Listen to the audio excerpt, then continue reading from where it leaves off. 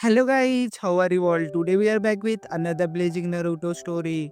What if Naruto became the Hokage of a hidden harem village and had to choose a queen? If you enjoy this video then please like, share and do comment. And also check the description to original creator of this beautiful creation. So let us start the story. Konoha, almost 8 years since the Kyuubi attack, 6 p.m. An orange-clad boy was walking through the village. Blue eyes, sun-kissed blonde hair, whisker marks on each cheek and an ugly suit. That was definitely the pariah of the village, Uzumaki Naruto. He was going back from the ninja academy with a big smile on his face even though looks of hatred were directed at him. Nearing his rundown flat, his thoughts were directed to his birthday in 3 days. Since the incident when he was 4 years old, the Hokage would let him stay with his family for a few days so nobody would harm him. He would surely come this evening or tomorrow morning to get him. Looking around, his thoughts drifted to the villagers around him. They will see one day that they can't harm me anymore. Just a few more meters and will be able to throw this stupid smile away from my face. Why would I be smiling when every morning I have a giant scar on my torso to remind me that they would gladly kill me if they could? Walking up the stairs, he noticed that something was strange. He could hear nothing from his building. No talks, no TV on, no screams, nothing. He went carefully to his flat thinking that the door would be bashed in, but it was closed just like when he left. Something was amiss though. The slip of paper that he always put between the door and the frame was on the ground. That meant that someone entered his house. Deciding to open the door, he put his back on the wall near his door, stretched his hand to the knob and opened the door. An explosion rocked the building and sent him flying to the ground. He was lucky that he didn't open the door normally or he would be missing his arm right now. Still dizzy, he tried to stand up and then he saw it. A pipe was in his chest. He looked at it and fainted on the spot, blood pooling around him. Unknown location. He woke up in something looking like a sewer. But he was sure it wasn't in Konoha. He has already been here for a brief moment 4 years ago when he had gotten his scar. Last time there was a voice calling to him, but before he could get near it, he woke in the hospital. This time wasn't different. A voice was calling to him, but it seemed to be in distress. He decided to take a look. The closer he got, the more feminine this voice was getting until he came before a huge golden gate. There was a red-headed woman clutching the bars, screaming at him. Naruto, Naruto, thank goodness you are here. Fast, I will explain everything in a few moments, but right now we are in a crisis. You were hurt and are probably dying right now. I can heal you, but I need you to take off the seal that is keeping my powers at bay. It's the talisman on the gate, fast, rip it off. Naruto was perplexed. What was she talking about? He was here not hurt or anything.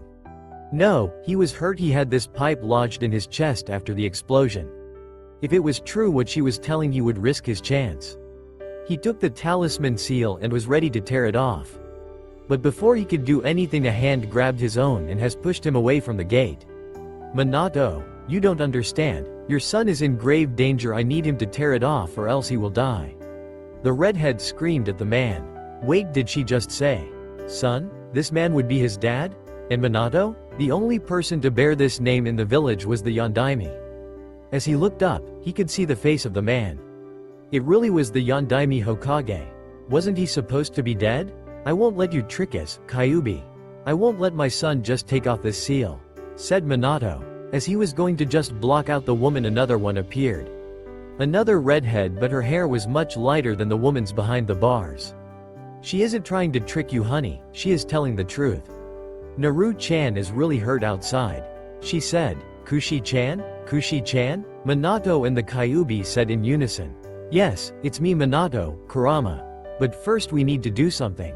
Before anyone could do anything, she ripped the seal herself and the gates opened. Kura-chan, please help our son. Of course, Kushi-chan, said Kurama as she flooded the pipes in the sewer with her chakra. In the outside world, the pipe began to disintegrate, and the wound started healing. Minato and Naruto tried to say something, wrapping their heads around what has transpired, but before any of them could open their mouths, the now named Kushina spoke. I think you need an explanation. I never told you about my relationship with the Kyuubi because the walls have ears and eyes in this village, and if it got out, we would have been in danger. Now dear, I think we should all introduce ourselves to Naruto here. Let me begin. I'm Kushina Uzumaki and I am your mother. I think you know who I am by now. Minato Namikaze, and I am your father. But you must know me as Yondaime Hokage. This might be strange, but I am the Kyuubi, my name is Kurama. Naruto had enough at that moment. Yondaime is his father, the woman before him is his mother, and the other one is the Kyuubi. He couldn't compute any of his thoughts anymore, so he just fell on his butt and started rocking back and forth. After a few minutes he composed himself and started asking questions. Where are we? What is the Kyuubi doing here? Why she's a woman and not a 50 meters high fox? Are you sure you are my parents? The Sandame always said that I was just a clan-less orphan? How are you both not dead? We are in your mindscape, Naru-chan. When you were hurt your consciousness was sent here. About Kurama-chan it's going to be a long story, so just sit and let us tell you. And thus the story of his birth began. How a man ripped the Kyuubi out of Kushina and how he forced Kurama to destroy the village. To finish how they sealed her. With that Kushina finished, and now we are here. But what do you mean clan-less orphan? We told the Sandame to hail you a hero of this land because after all you saved this village.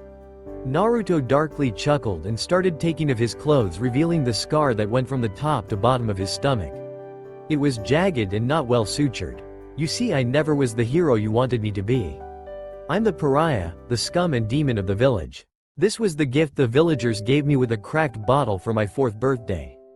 I guess I have to thank the Kyuubi here for healing me when that happened, said Naruto. You don't need to thank me, Naruto-kun. After all, I was the reason they hurt you. By the way, you can call me Kurama, Kura-chan if you want. When she said it, Naruto finally got a closer look at the woman. She was around her 30s, around 165 centimeters tall. Even with her small frame she held a regal and powerful aura around her. Anybody could see the power seeping through her red eyes. She was wearing a white kimono with just a purple sash to hold it around her body. Her face was that of a kind yet stern queen. She was almost as beautiful as his mother. Still, thank you anyway. Without you at this moment I would have been dead more than a few times, knowing that my fast regeneration was due to your help. He said with a small bow to her. Next, he turned to his parents and opened his arms as to hug them. They bent down to hug him as well. He touched their faces, they were so joyful that their son was forgiving them. But then he got a better hold of their heads and slammed their heads together. I had to check if your heads were as empty as they sounded to be. You guys were stupid thinking that they would hail me a hero. You left a newborn alone with the reason the village was destroyed, thinking he would be seen as the savior. Said Naruto as his parents could only look at him in shame as he has shown them their shortcomings, but as he finished, he came to them and hugged them, this time for real. But I understand why you have done it. You had to do it. That's why I forgive you. Though the villagers are another thing, I won't forgive them, they've done the unspeakable. Now Kura-chan, come here as well. Mom told us that you were almost family, so join us. As all of them were cuddling, Kushina told Naruto to change his mindscape a bit since he was the law in here. He concentrated and the effect was beautiful.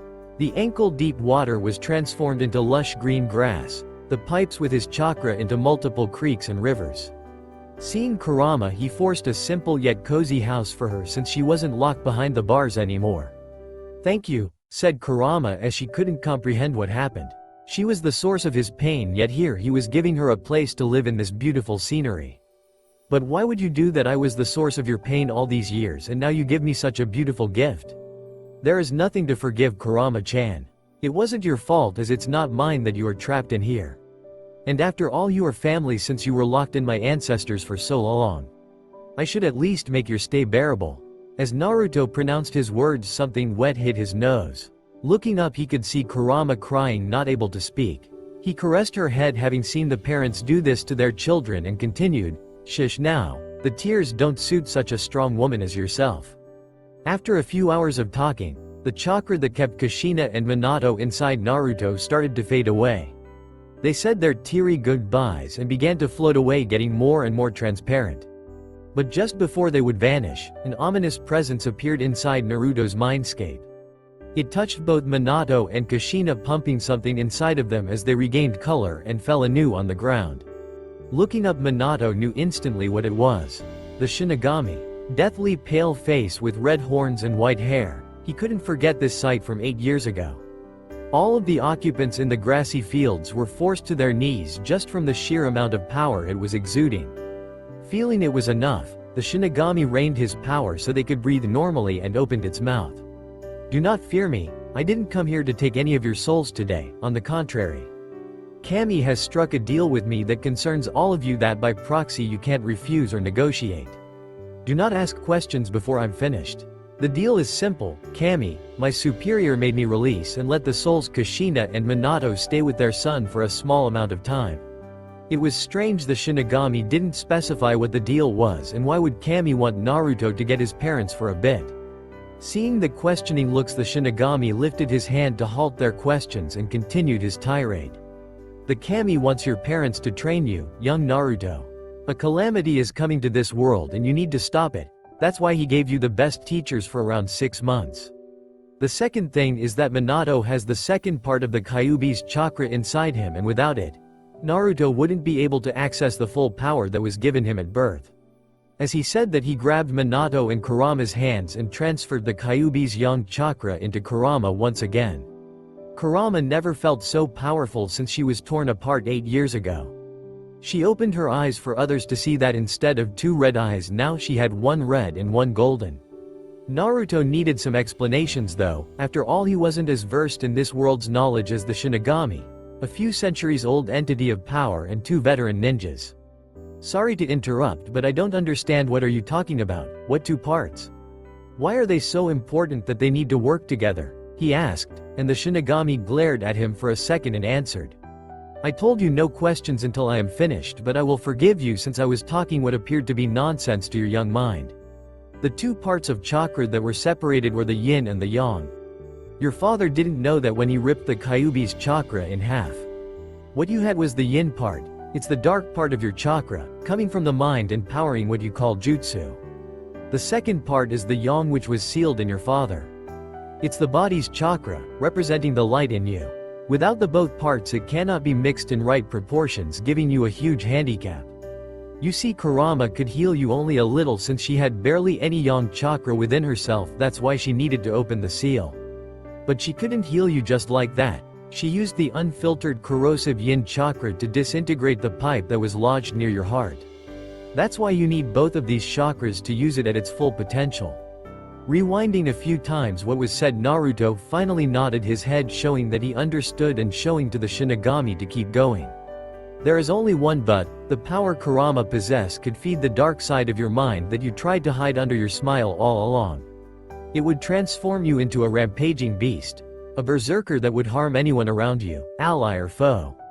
That's why I'll give you a favor and let you battle your dark side. Before Naruto could say anything, the Shinigami put 2 fingers on his forehead and Naruto's eyes flipped and his body tensed up. Unknown place. Naruto found himself on the ground alone in some strange valley. Getting up, he could see himself with a sad smile and the same red eyes Kurama had. So, the Shinigami sent you here to battle me to gain control over me. So how are you going to do it, head on? Trying to think on your feet? I am you. I know your thoughts, you won't be able to outsmart me. Dark Naruto said. That made Naruto think, if he really knew his feelings and thoughts, then an open battle or an ambush wouldn't work. But when he started to think, he heard someone crying deep in his head. He concentrated on the voice he heard. It was of a boy. Not any boy, it was himself crying in his bed to sleep. He could hear Dark Naruto's thoughts as well. He opened his eyes with a look of pity directed at his dark side. I'm sorry, I burdened you with all of this and closed you off behind this mask of happiness. I was stupid doing the same thing the villagers did. I dumped all of my hatred and negative emotions on you. I will not battle you. The Shinigami said himself that you need both the yin and the yang. In this case I am the yang and you are my yin. I accept you. Dark Naruto smiled at this and started to disappear as Naruto said that. The dust that he created went to Naruto's heart and an echo sounded throughout the valley. Thank you. Naruto's mindscape. The Shinigami lifted his fingers off Naruto's forehead. Naruto himself has fallen to his knees, closing his eyes. Have you conquered your dark side, young Naruto? Pressed the Shinigami. No, this answer put his entourage in a somber mood. I accepted him, he was me. My dark side, or should I call it my yin side. You said it yourself, Shinigami-sama, the yang cannot exist without the yin. And that's my proof. He opened his eyes that were just like Kurama's. His left eye was red, and the right was golden in color, showing that he could access both of the chakras without going mad. That's even better, ha ha ha. Normally you shouldn't be able to access the yin since it would consume you and would only work as a stabilizer for the yang. But you consumed your own yin, making you accept the Kyuubi's yin. Now I understand why the kami chose you. Did he just receive a praise and a laugh from the entity that governed the macabre of this world? Yes, he did, and it was the best thing he could ever imagine as his birthday gift. I don't have much time left to speak with you. I will ask the three of you train Naruto as much as you can. I can only give you 6 months of this reunion. I will come back then to tell you about the rest of the deal that the kami made. Do not fret, it's nothing extravagant, but it won't be easy. As a parting gift we'll let you know that the Anbu that were supposed to watch you are dead and replaced with strange people. Beware of the cross. As he said that, the Shinigami disappeared, leaving everyone dumbfounded. Did they really get some time with each other even if it was only in his mindscape? They could work with it, but they had more important things to do right now. Naruto-kun, you need to exit your mindscape right now. No one came to your help. Even if you were healed outside, you were still unconscious. You can't go back to your apartment since it's in shreds. Fast, you need to find a hideout. We can communicate with your thoughts. Said Minato. Naruto just nodded and concentrated on going out. Once he was out, he looked at himself. His clothes were in tatters and he had a gaping hole where the pipe pierced his flesh. Looking around, he wanted to dash straight to his hideout in the village, but remembered that the Anbu that were watching him were replaced. He thought about it for a second but couldn't find an answer. If he went to the street, someone would attack him. He wasn't strong enough to go even a kilometer inside of the forest of death without being clawed by a 5 meters bear. And he couldn't risk someone knowing his location. Before he could boil his brain by overthinking, Kushina gave him a solution. Naru-chan, close your eyes. I will transfer you the knowledge about the Shunshin no Jutsu. You said that the Hokage normally would pick you up during your birthday. You could Shunshin inside his office, that way you would gain protection without revealing your hideout. Beware though, even if you know how the jutsu works, you haven't practiced with it yet, so you might hit something on the road. Maybe it won't be bad since you would look even worse when you appear in his office. That was a sound idea. Get protection from his Ji-chan and at the same time get the answers he wanted all of his short life, even if he already knew them. It would at least feel good to not be lied to anymore. He gathered his chakra, did the tiger seal and teleported to the Hokage's office. He hit some walls on the road, but nothing he should mind right now. He found himself just in front of his Ji-chan and some other man. He looked at him and saw a cross-shaped scar on his face. He remembered the last words of the Shinigami, beware of the cross. He opened his mouth and said, Ji-chan, I need help, and he passed out from the hits he took on the road. A few hours later, Naruto woke up on the couch in the Hokage's office. He rubbed the drowsiness from his eyes and have seen the Sandame hovering over him. Hey, Ji-chan, everything okay? He asked, trying to make the old man smile to no avail. Naruto-kun, thank goodness you are awake. What happened to you? I was so scared when you appeared in my office all battered up. The Hokage was almost shouting, distressed seeing the state in which his surrogate grandchild was. Naruto gained a mature look that was unfit for a child his age. I will explain everything, but it should be private. You should dismiss your Anbu and maybe look on the ceiling near the door. Hiruzen waved his hand to dismiss his Anbu and directed them to the place Naruto guided him to. It was strange when an Anbu fell from the ceiling when Hiruzen threw a kunai in there. The Anbu in question had a blank mask, and when it was removed there was a seal on his tongue. Can you tell me how you knew there was someone in the ceiling that even myself didn't detect? I will explain everything. Now you should probably sit down for this because it won't be easy to comprehend. So, it all started today when someone put an explosive in my flat and almost blew me up. He said with a calm voice as if he was talking about the weather. Someone did what? The Sandame asked. Before I continue, do you want to tell me something? Naruto asked, looking longingly at the photo of the Yondaime. Catching up to what was going on, Hiruzen did a few hand seals to cast a silencing seal on the room. I understand that I cannot lie to you anymore, Naruto-kun. I will be blunt. Hiruzen recounted the story of Naruto's life in shame. When he finished, he was ready to get screamed at or for Naruto to blow up, but he didn't. Naruto lifted himself from his seat, went to his grandfatherly figure and hugged him. Don't worry, Ji-chan, I forgave you already.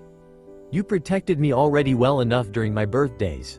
Even if sometimes I got harmed, you shielded me from the worst. He went back to his seat and continued looking at Hiruzen with a smile. Though just for your information, have you lied to me once again, I would probably start my plan EE. That's for emergency escape. I knew that one day I could be forced out of here, so I prepared myself. Now it's time for you to learn something since there are some holes in what you told me. Thus, Naruto told the old man about Kurama, showing him his eyes. About how he met with his parents and the Shinigami himself. And that's how I felt the man up there with the negative emotion sensing given to me by Kura-chan. That's why I need to ask you for a 6 months training period out of the academy. Anyway, I wouldn't learn much from there since anyone, but Iruka-sensei wants to sabotage me. If you don't believe me, ask for my assignments. Without thinking much, Hiruzen answered, granted. I will arrange everything needed and see through your grades and papers. Anything else that you would need, Naruto-kun? It was a no-brainer for the old Sarutobi. If what Naruto said about his parents' ability to transfer jutsu knowledge to the boy was true, then in a few months and with the right regimen they would have another powerhouse youth like Itachi. Yeah, could I sleep at your house since my has blown up? Naruto asked with his usual looser behavior while scratching the back of his head. Oh, and Tu-chan wanted to make a deal with you. He wants me to be supervised only if in name, because it would be strange if I would improve drastically without a teacher. As payment he would tell you how to defeat this. Naruto said, showing the tower of papers on the desk. Yes, you can. I will find someone after your birthday. Now tell me what's the secret? Screamed Hiruzen, almost lifting Naruto by his clothes. I don't know what that means, but he told me to show you this, Naruto said with a sense of panic and made a cross seal. Hiruzen only sat down looking at it. First he showed a smile, then he started laughing and then crying and laughing again and crying again. This sequence repeated for at least 5 minutes until Hiruzen crossed his fingers and shouted Kage Bunshin no Jutsu.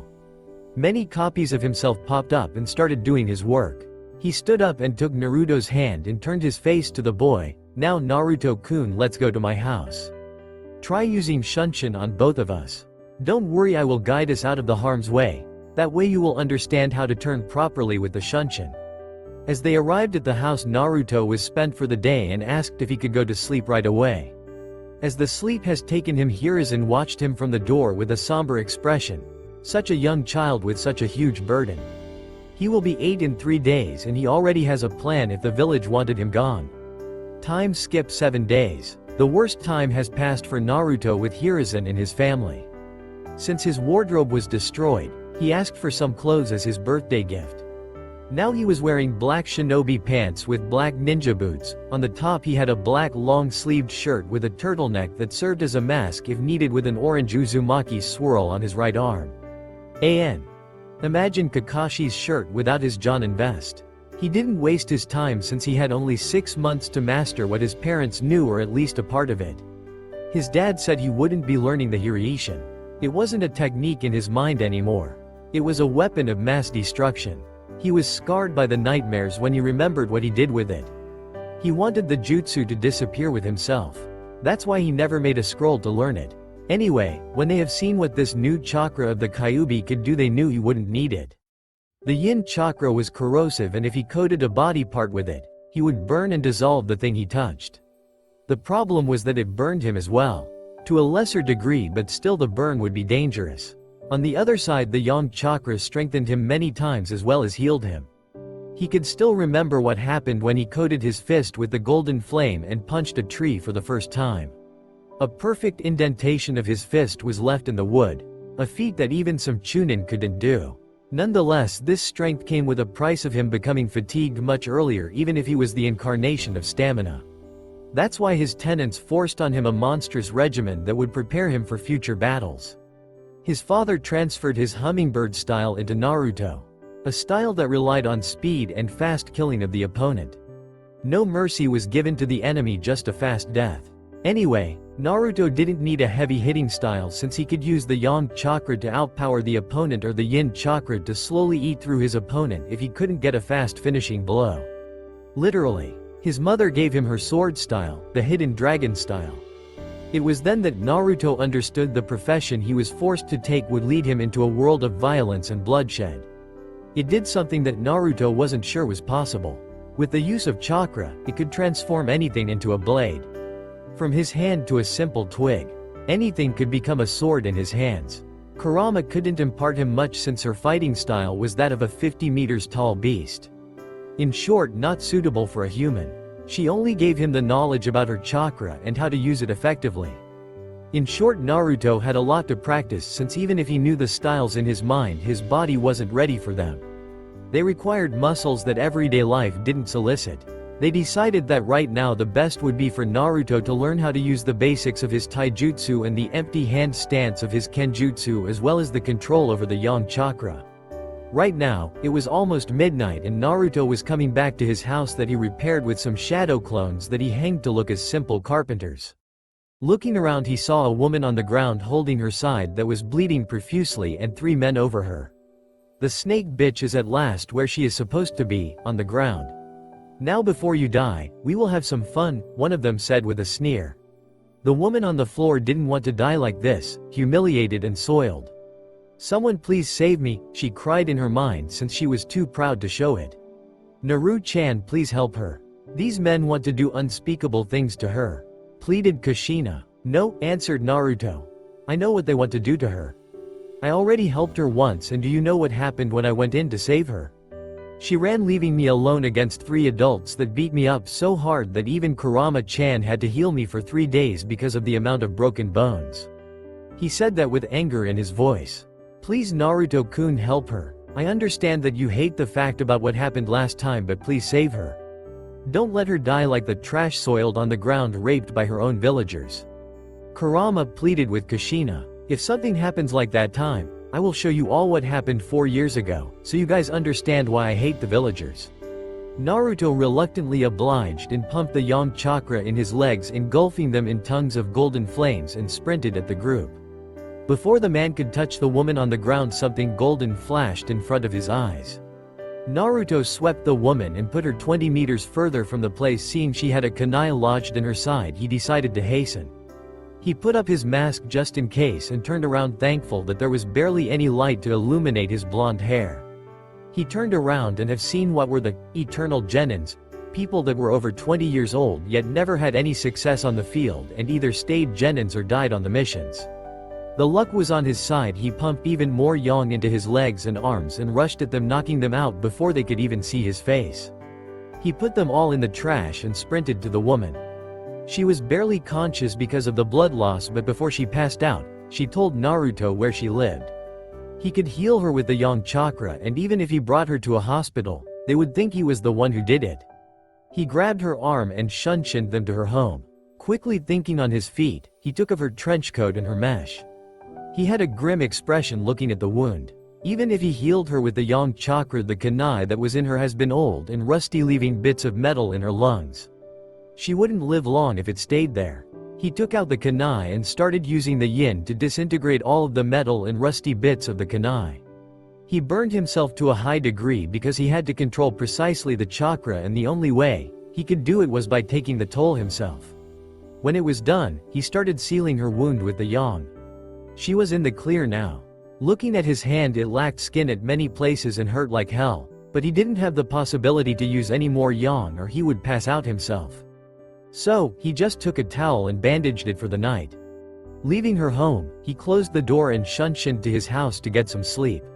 Next morning, the woman from the previous night awakened groggily without any pain in her side.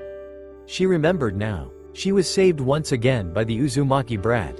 She concentrated on her surroundings and have seen 2 figures over her, 2 and only friends, Azuki Yugo and Kurenai Yuhi. Anko, what happened to you? We were so scared when you didn't come last night, said Kurenai. Before Anko could understand everything that happened last night, she said, Uzumaki brat. The beauties in her house gained angry looks on their faces, and before Anko could tell anything more, both of them shunshined to the said Naruto. Naruto woke up when someone smashed into his door. His head still had burn marks because Kurama didn't want to risk giving her host any damage by forcing any yang chakra. He looked up and have seen the 2 women. One had unruly black hair, red eyes and a strange dress. The other was in a standard Anbu gear with a katana drawn and ready to kill. They both shouted at him, "What have you done to Anko last night, you bastard?" and lounged at him. He evaded the kunai from the black-haired woman, but he has put himself in the strike of the purple-haired woman. Her katana pierced his stomach, but a strange golden flame appeared around the wound. "C never should have helped her," he said to his tenants that were in a state of panic. Naruto however grabbed the offending katana and plunged it deeper, making it come out the other side. This was a painful tactic, but it gave him the way to grab the attacker and try to pummel her with the yang-enhanced fist. It didn't work as the raven-haired woman started the seals for a genjutsu. At the same moment Anko came through the door and shouted, "Stoop." But it was too late. Kurenai has already put the boy in the genjutsu. Yugo took the sword out of his gut, but the flame sealed the wound, not leaving any trace. The boy however started spasming, knowing he was already in the Magen Narukumi no Jutsu. Anko ran to him trying to stabilize him so he didn't harm himself while spasming. "Anko, what are you doing? He harmed you last night, didn't he? Let him rot in the genjutsu," asked Yugo. "Kurenai, lift the genjutsu. You guys fucked up big time. He saved me last night. I will explain later, but now lift the fucking genjutsu up before he bites off his tongue," ordered Anko, and Kurenai could only do what she was told. The spasms stopped and 30 seconds later Naruto came back to reality with an angered look directed at the three women in his apartment. "Great, next time that one of your friends is about to be raped I will remember to not help her if getting stabbed and put into a nightmare is the thank you. Maybe I should even call a bar so everybody can enjoy. Sincerely, fuck you. Now get out of my house. I would tell you to close the door, but you dimwits bashed it in." "What do you mean raped?" gulped Yugo, seeing the blood dripping from her swords. "Haven't I told you to get out? Well, if you insist, ask your friend there what happened last night. And maybe the night 2 years ago," he said, disgusted by the three women. He could feel shame in them, but he didn't care. "I was drunk again last night and these three eternal genins ambushed me. They stabbed me in the side and were going to rape me. Just before they could though, Naruto here rushed in and saved me, again. I guess he brought me home and healed me even though I don't know how," said Anko, angry at her friends who held their heads down looking at their feet with Yugo trying to hide the blade behind her. "What do you mean again, Anko-chan?" asked Kurenai, but Anko didn't want to answer this question, to which Naruto rose back to his feet. "You see, when I was 6 the same situation happened though. That time, I didn't have the strength to beat them or defend myself. Thinking I have the backing of a ninja who just needed the distraction to counterattack, I did it." He paused there, shooting a glare at Anko. "Well, she needed a distraction to run away, leaving me to get beaten almost to death. But hey, I guess I should be happy that she didn't join them, seeing how your group says thank you." "We are so," they said in unison, but were stopped in their tracks by Naruto. Yes, sorry, keep it to yourselves. You showed how thankful you were already. I don't need to know how sorry you are. I had enough things lodged in myself today. I changed my mind. Can you stay here because I need to find a new door and don't want anything more destroyed today." As Naruto stomped out of the house and Shunshin somewhere. "We fucked up big time, didn't we? Let's hope he doesn't tell Hokage-sama or else we are neck deep in shit," said Yugo. "Yes, we did, but he won't do it. The Hokage won't be able to do anything to us since we are all Jonin or Anbu, and the council will protect us." "It won't matter," said a sad Anko. Only Kurenai had a blank look on her face. The kid pushed a sword through himself all alone and was beaten to death at least few times if she remembered right. She forced him to see something even worse with her genjutsu. He is 8 years old. We didn't even think what we were doing. I subjected an 8-year-old to torture with my genjutsu. Finally Kurenai opened her mouth, sick with herself. With Naruto. "Are you happy now? I knew that would happen in the end. If not for Kurama-chan, that would have been an instant trip to a hospital." "Oh, wait, the hospital would have let me die," said Naruto to his mother and Kurama. They couldn't even tell that they were sorry. Naruto has done something good and the world smacked him for that on the head. "Once I install this new door we are going to train. I need to be stronger so situations like these won't happen anymore. I can't even tell the Hokage. He won't be able to do anything. The council will sweep the entire thing under the rug." He neared his house with the wooden board in his hands. No need for a new expensive door. It would be destroyed anyway. Not paying attention to the three women inside, he summoned a clone to help him replace the door. He put on the last bolt and turned around to them. "Can you please tell me why the fuck are you still here? I have my door on. No need for you three trying to coax me into being sorry by doing my bed and cleaning my blood off the floor." We want to know how you healed me last night and why is your hand still burned when you healed the stab within a second. At this, Naruto looked at his hand that he forgot from this ordeal and pumped the yang chakra inside. The flame engulfed it and a few seconds later it was as new. Like that, and I burned myself trying to disintegrate the metal bits that were lodged inside Anko's side, if I remember her name right. The guilt on their faces was now clear as water. He burned himself to the point his skin was non-existent to help their friend and they tortured him. Nice. If you want to know more you can go ask the Hokage, he finished with a smirk. They couldn't unless they exposed themselves.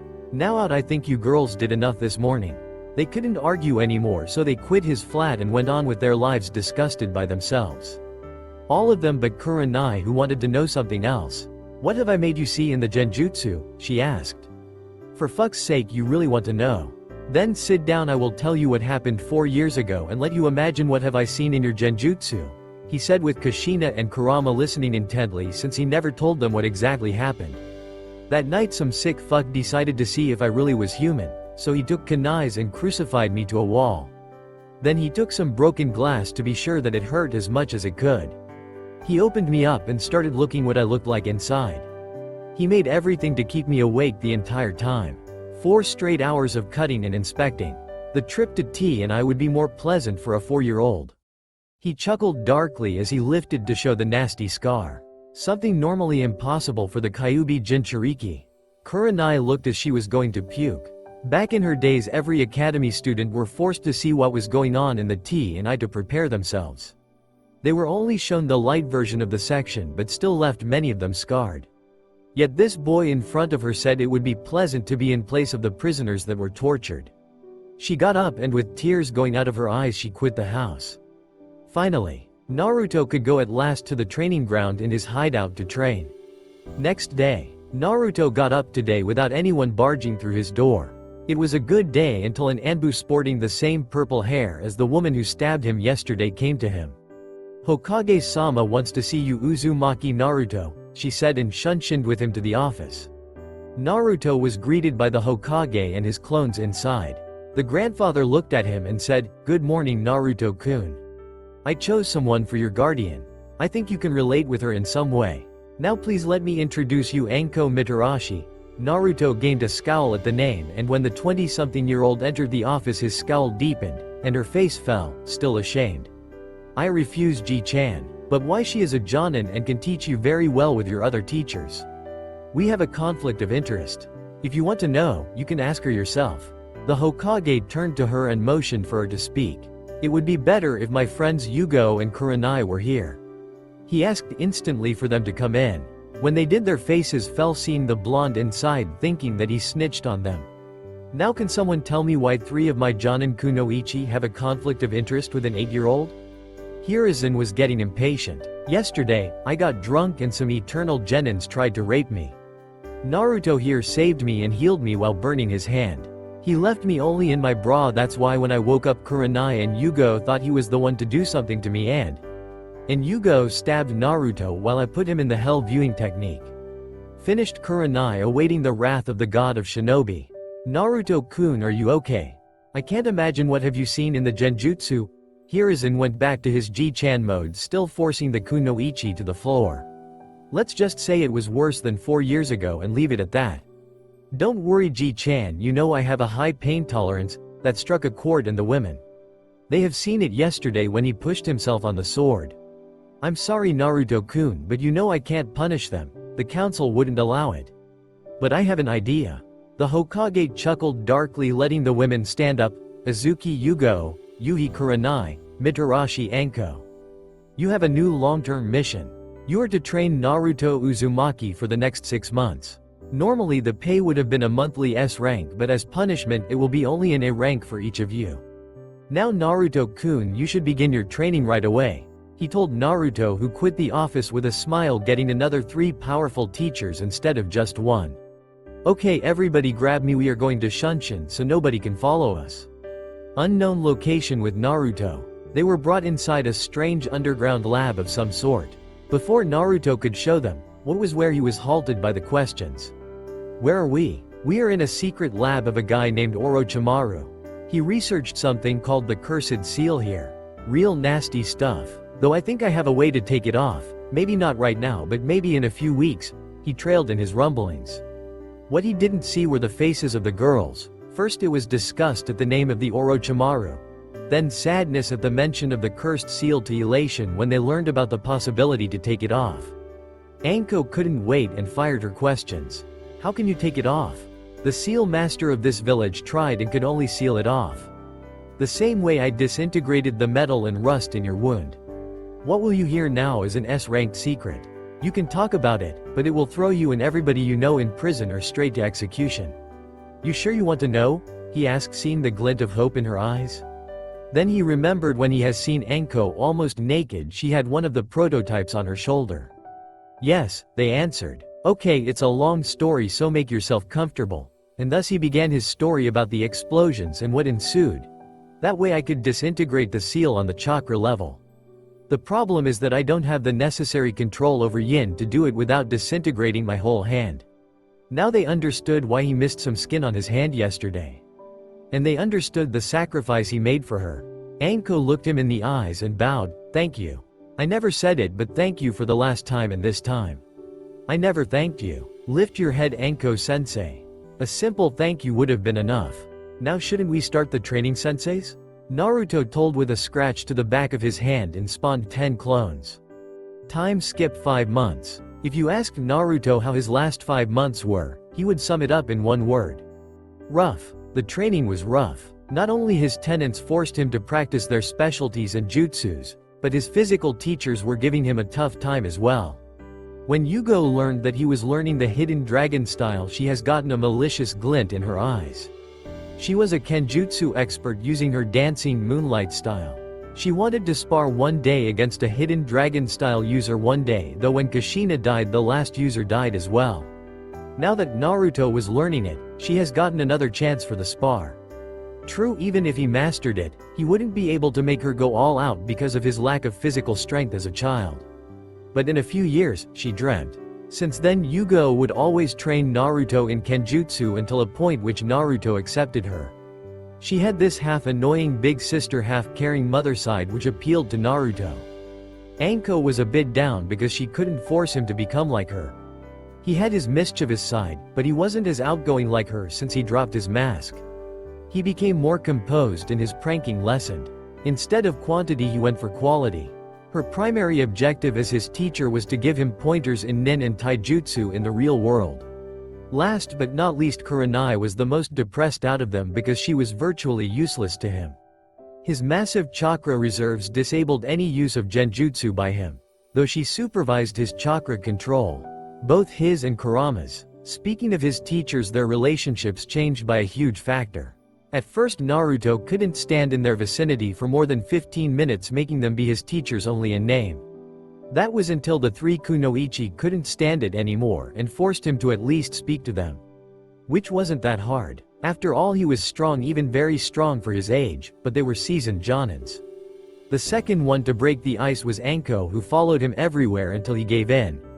They sat in silence for a few hours until Anko told him her life story and why she was so unbelieving when he told her that he could take off her seal.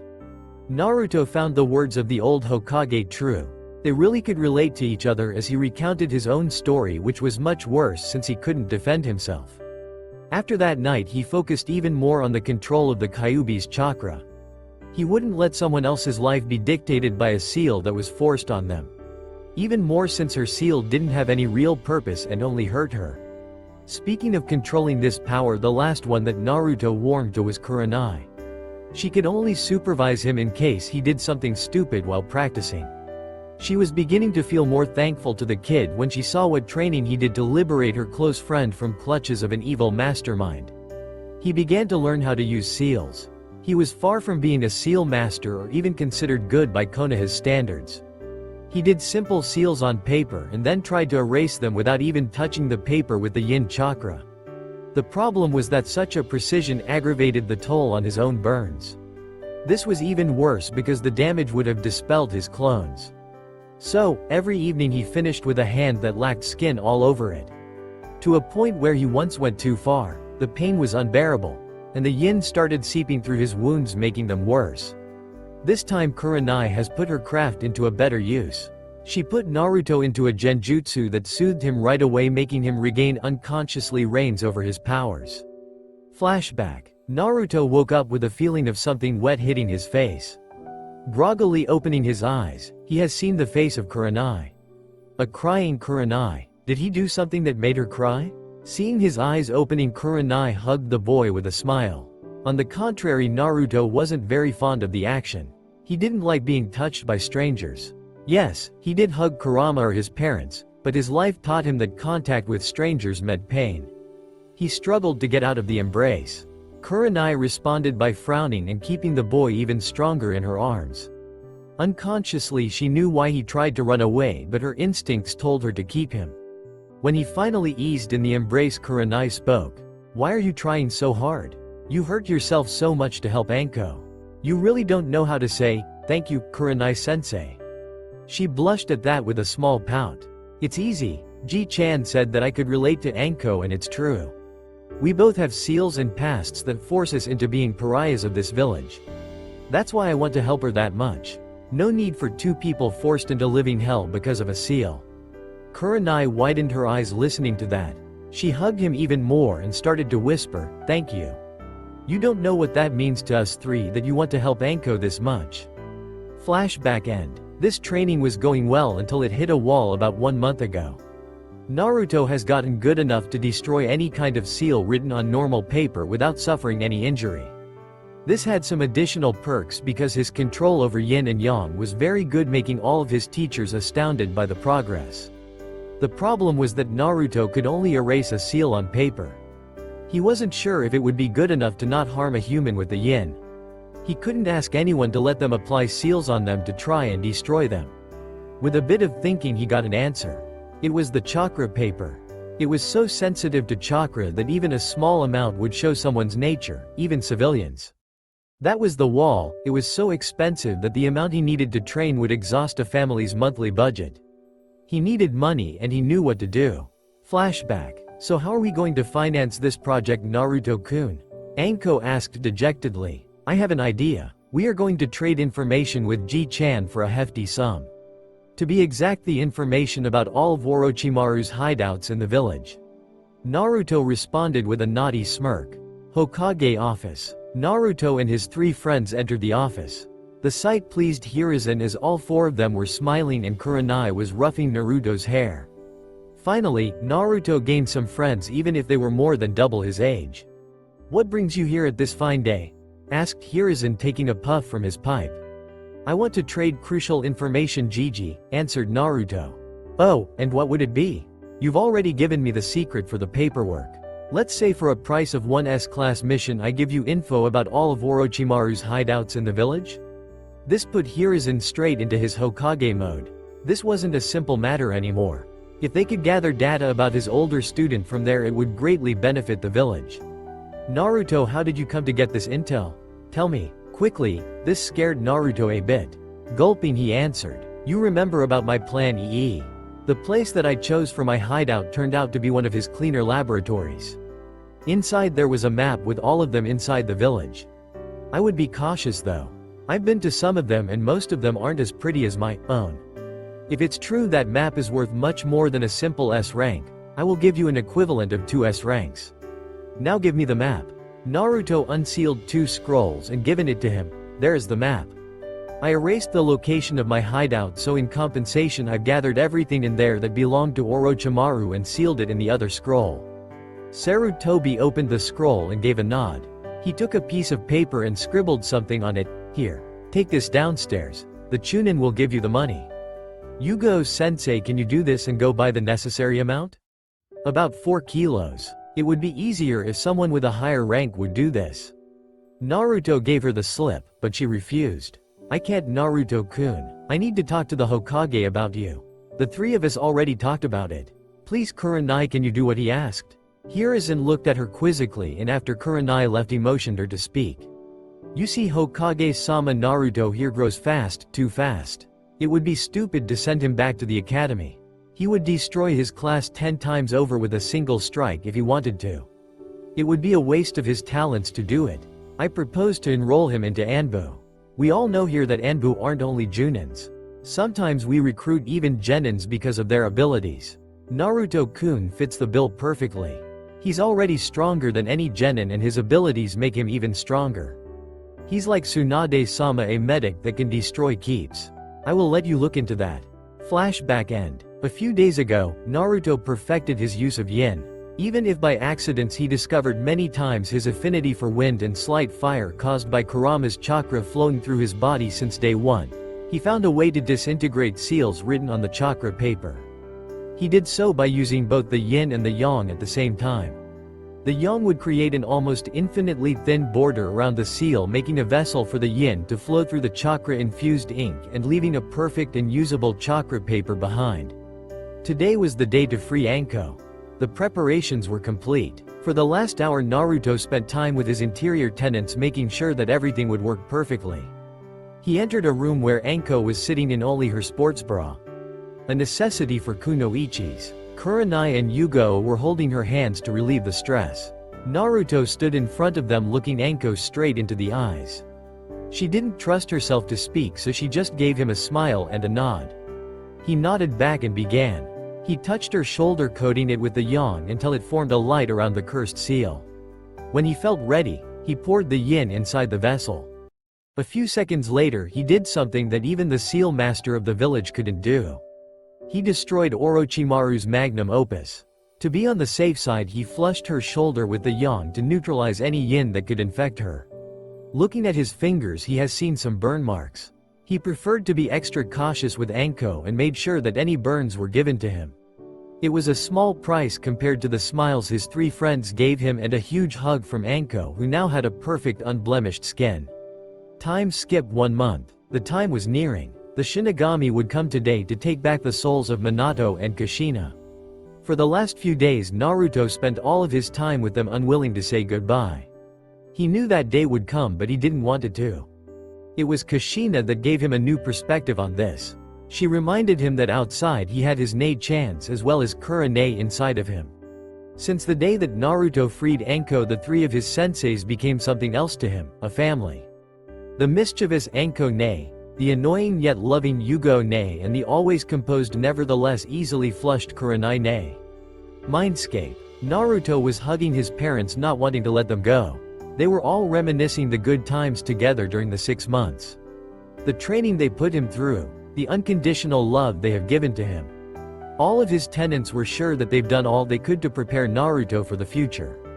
They taught him everything they deemed in his grasp. The things he couldn't for the moment were stored in what they called mind gates. They would unlock when the seal algorithm inside would deem the young boy ready. He could rival now an early Chunin in strength, but he had invented a few techniques that could multiply his strength tenfold. One of them was what he called the Biju cannon. He found out about it when he learned how to shoot a small amount of yin or yang from his fingers, but anything more would throw him back because of Newton's third law. He counteracted it by shooting the chakra in 2 opposite directions. This countered the thrust he produced to the front and gave him quite a forest razor. Yes, I based it on Suna's X-burner from KHR. Right now, he was on the process of concentrating the beam to, instead of getting a wide spread, he would get a long-range laser to kill from afar. Their rumblings were cut short when they felt the same ominous presence from 6 months ago. The Shinigami was back to take the souls of Minato and Kushina and specify the rest of the deal. Greetings, mortals. I hope you all prepared yourselves. Your time has come. Before I take you, I must commend the training you have given to the young Naruto. Don't worry, you will be taken to heaven instead of my stomach as a thank you from Kami himself. Now to the last part of the deal I've told you about. I need you to take the lives of 2 men who caused so much chaos in this world. The first one is Orochimaru the Snake Sannin, and the second one is someone who calls himself Uchiha Madara, yet he's a simple imposter. You've all met him once already. The hint is a spiral orange mask. When he said the last line, the room dropped a few degrees, and everyone was furious. That was the man that destroyed their family and lives. At least it was a good incentive for Naruto to train even harder from now on. Say your last goodbyes now, since you won't be seeing each other in a long time. Naruto hugged his parents, forcing his tears to never come out. He would make them proud and wanted them to remember him as a strong, growing and cheerful boy. He wasn't going himself to spoil this memory by his tears. Hideout. Naruto came back to himself in the real world. He looked around and started crying for the first time since a long time. Soon his sisters came to soothe him until he cried himself to sleep with his head on Kurenai's lap. Sometimes you forget he's just a child. He's not even 9 and tomorrow he will begin his training in Anbu. Seeing him cry like that makes you question the order of this world where children have to kill each other for their village. Said Kurenai, brushing one of Naruto's locks out of his face. Next day, Naruto was brought to the Hokage's office by his ex-teachers since yesterday their mission has come to an end. Today his life would change drastically, he would be incorporated into the Anbu. He shouldn't even be a genin at his age, yet the Anbu was going to welcome him. Like you've said, I pondered about the Anbu route for Naruto, and after you've told me about his exploits it would be dangerous to make him go back to the academy.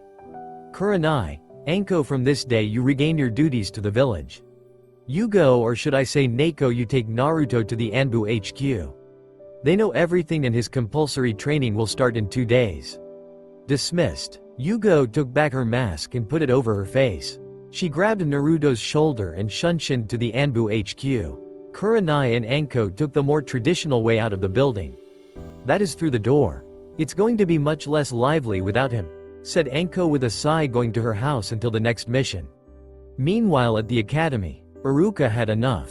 It was Monday, he had a hangover and his students were always the liveliest on Mondays. This was going to be a long day. He scanned over this class, still asking himself if the clan heads had an orgy or something. Most of the clan heirs were in this class. What are the chances for this to happen in a single year? This had to be planned. Suddenly a hand rose. This wouldn't be strange, but the person who raised the hand. It was the shyest and meekest to be Kunoichi he knew, Hinata Hyuga. It had to be urgent if the girl dared to ask something in front of class. Yes, what is it, Hinata? He asked tentatively. SS-sensei, do you know what happened to Naruto-kun? The idiot surely dropped out. Someone shouted from the back, making all of the class laugh. Actually no, Akima. He was taken into an apprenticeship by a jonin. This was at least what he was told by the Hokage. The laughter ceased and no one dared to say anything more until a screeching voice shouted. Ha, the idiot had to be taken into apprenticeship or else he would kill himself. The voice appeared to be coming from a pink-haired girl, Sakura Haruno. She was in this class only because her mother forced it. The laughs began anew, save from a few people. The first one was Sasuke Uchiha. He was too cool to laugh and had a better things to do, like having a stare-off with his arch-nemesis, the wall. The second one was Hinata. The last was a platinum blonde girl, Yamanka Ino. She never spoke to the other blonde, but she always thought he was funny in some way. After everybody calmed down, Iruka pursued with the normal art class. It was useless, but at least the brats shut up. Time skipped 6 months. Naruto just turned 9 today. He had a huge birthday gift presented to him by the Anbu commander.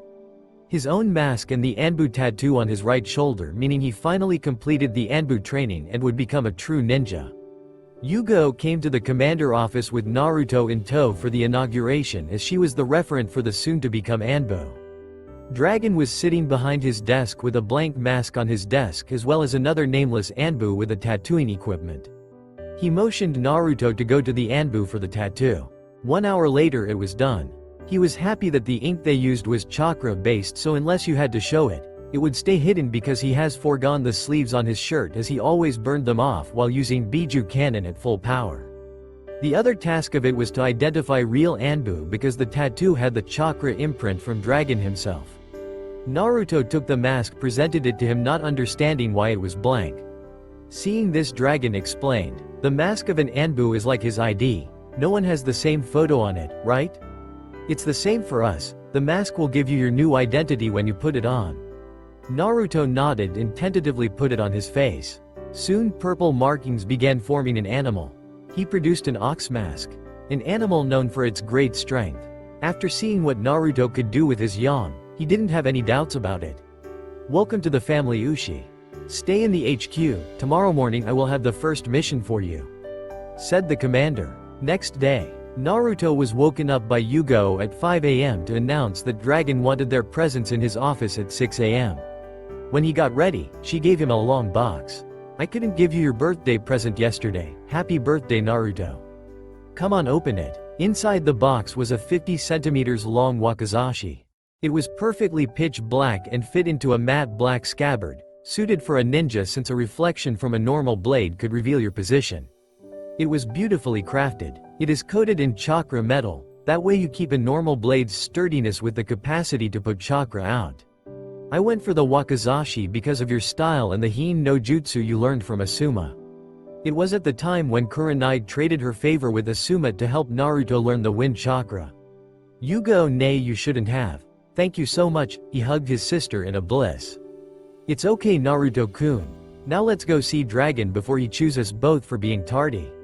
When they entered his office, Dragon was sitting once again behind his desk. What did he do all day other than sitting?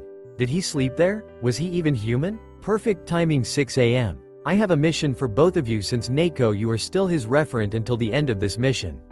It will be simple. The Hokage wanted to see the firepower of Ushi in a real-life situation. Don't hold any stops. Neko will carry you back if you exhaust your chakra. Don't worry, it's all accounted for. He turned around and given them the files. The mission is simple. Some Nukanen have gathered around 80 bandits around them. You are to infiltrate the camp. If there are prisoners, escort them out and then raise the camp to the ground. Dismissed. As fast as they could, Naruto and Yugo ran to the place around 100 kilometers away. They spotted a good place to oversee the camp and check for prisoners from afar. Thankfully or not, there were none in this camp, only bandits and Nukanens inside.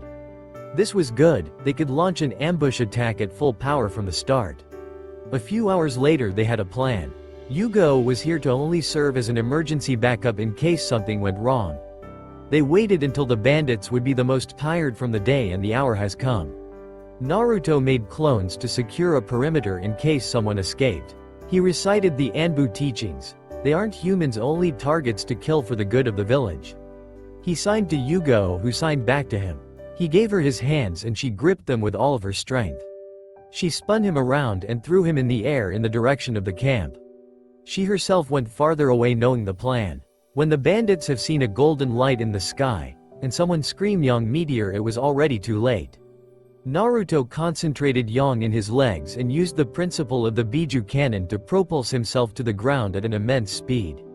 A few clones have done the same, unleashing a hellish blast of energy, evaporating anything in the radius of 10 meters around and throwing back everything else. The clones popped at the impact themselves as the blast was too much for them. The real Naruto, stealing his nerves, used his new Biju cannon variation. He pumped yin into his hands and thrust them outwards as to a normal one and screamed Biju tornado. It started with the streams of yin shooting 50 meters at each side. When this was ready, he put his arms at an angle, making the thrust spin him around. Yugo herself was astounded. She hit the stop at her timer when the light from the yin, bubbly and red chakra died down, letting her see a perfect circle where nothing but Naruto existed. 30 seconds was the time he needed to destroy the camp. She wasn't sure if she would even be able to beat his time. It was the right call to put him to Anbu. Maybe he wasn't strong enough to fare against single strong ninja, but his role as a castle destroyer was fulfilled even better than she thought. In her amazement, she hasn't seen Naruto falling to the ground because of chakra and mental exhaustion. The Anbu were prepared for anything on the missions because they were 90% of the time veterans. Naruto was integrated into Anbu before he even became a genin the normal way.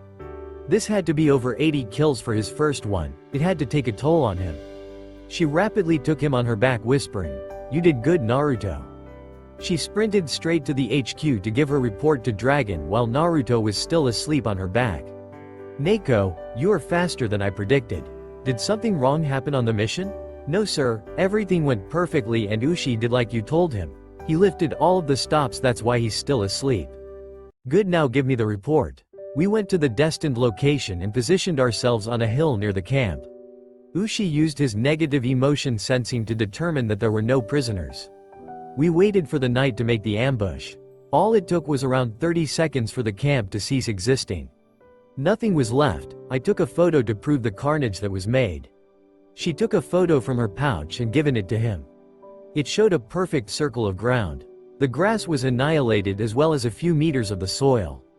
That's almost alarming. That would put him on par with our ranked demolishers, at least at this occasion. I already have the report from the drill instructors about his strength. but I want your honest opinion about him. Ushi is the typical case of the Anbu that we take for their special powers and bloodlines at an early age. His personal skills are at most mid-chunin, which is above good for a child his age, but most of the ANBUs would destroy him. His skills wouldn't save him since most of them required charging for a small amount of time. In the future he should concentrate about his normal ninja skills. Understood, good job, your payments will be in your accounts by tomorrow. Take Ushi to the Yamanaka as well, he's going to need a third unbiased party to talk to. Dismissed, the accounts that Anbu used were different. They had their own bank that passed their funds through some other Anbu-made banks that accepted anyone. This way their identities remained well hidden. Yugo took Naruto to the nursing dormitories for him to sleep. She took off his boots, mask and armor. Watching him she smiled. Since they started training him, he went from a normal child to someone with a body made for combat. Nothing too bulky, just defined muscles started to show on his arms. She was happy for her little brother. She gave him a kiss on the forehead and skipped her way to her boyfriend. Next day, Naruto was out of the nurse station when the medics discharged him after checking for his chakra exhaustion. The sight of Yugo without her mask greeted him out of the room. She could feel he was a bit gloomier than most of the time.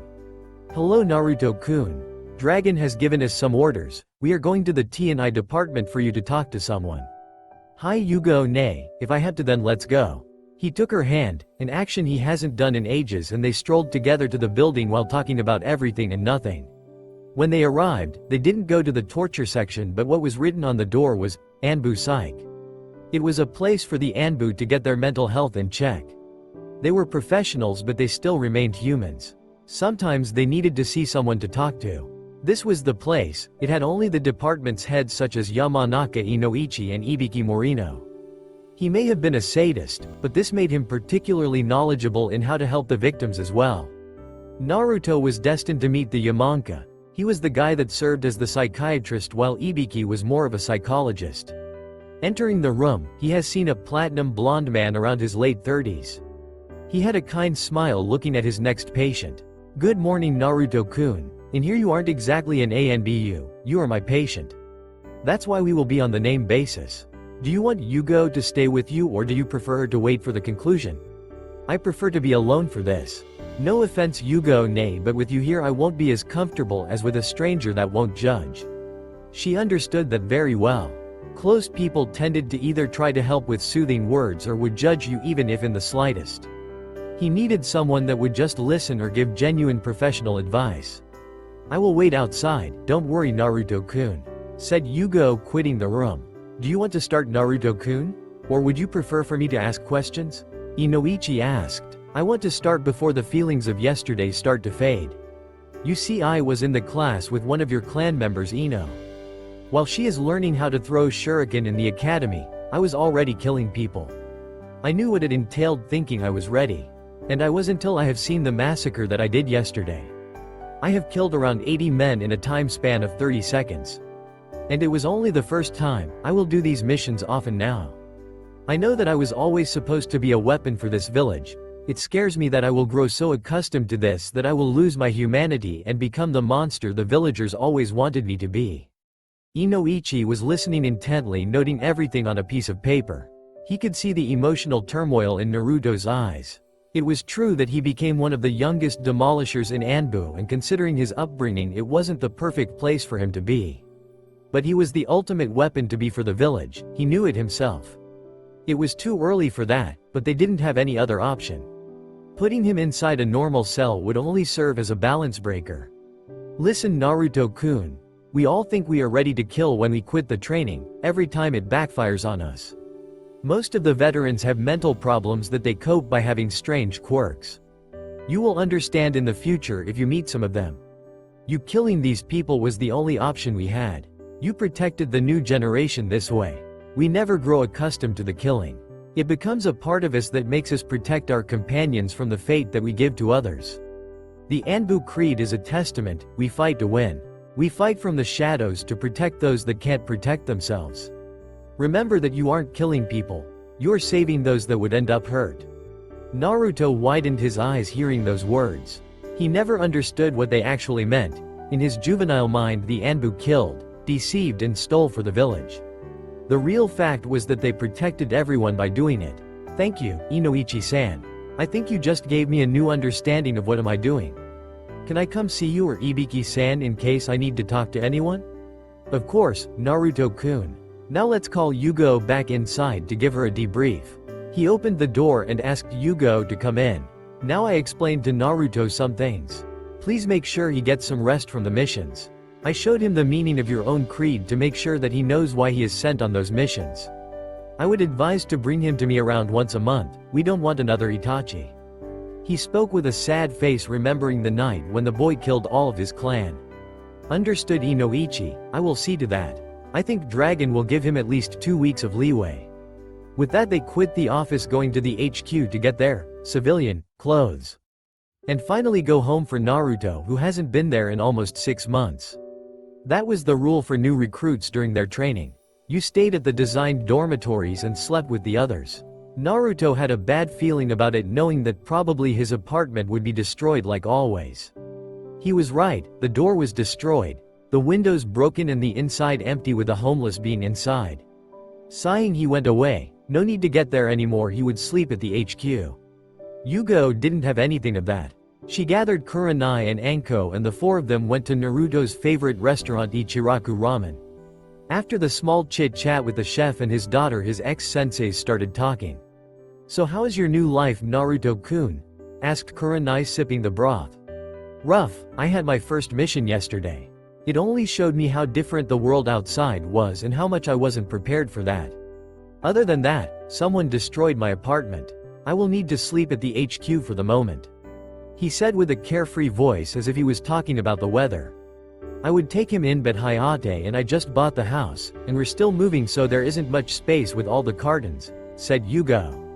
Kurenai couldn't take him in as well. She was living in a small apartment and there wasn't any place for an extra bed. Anko thought about it for a second. I could take him in.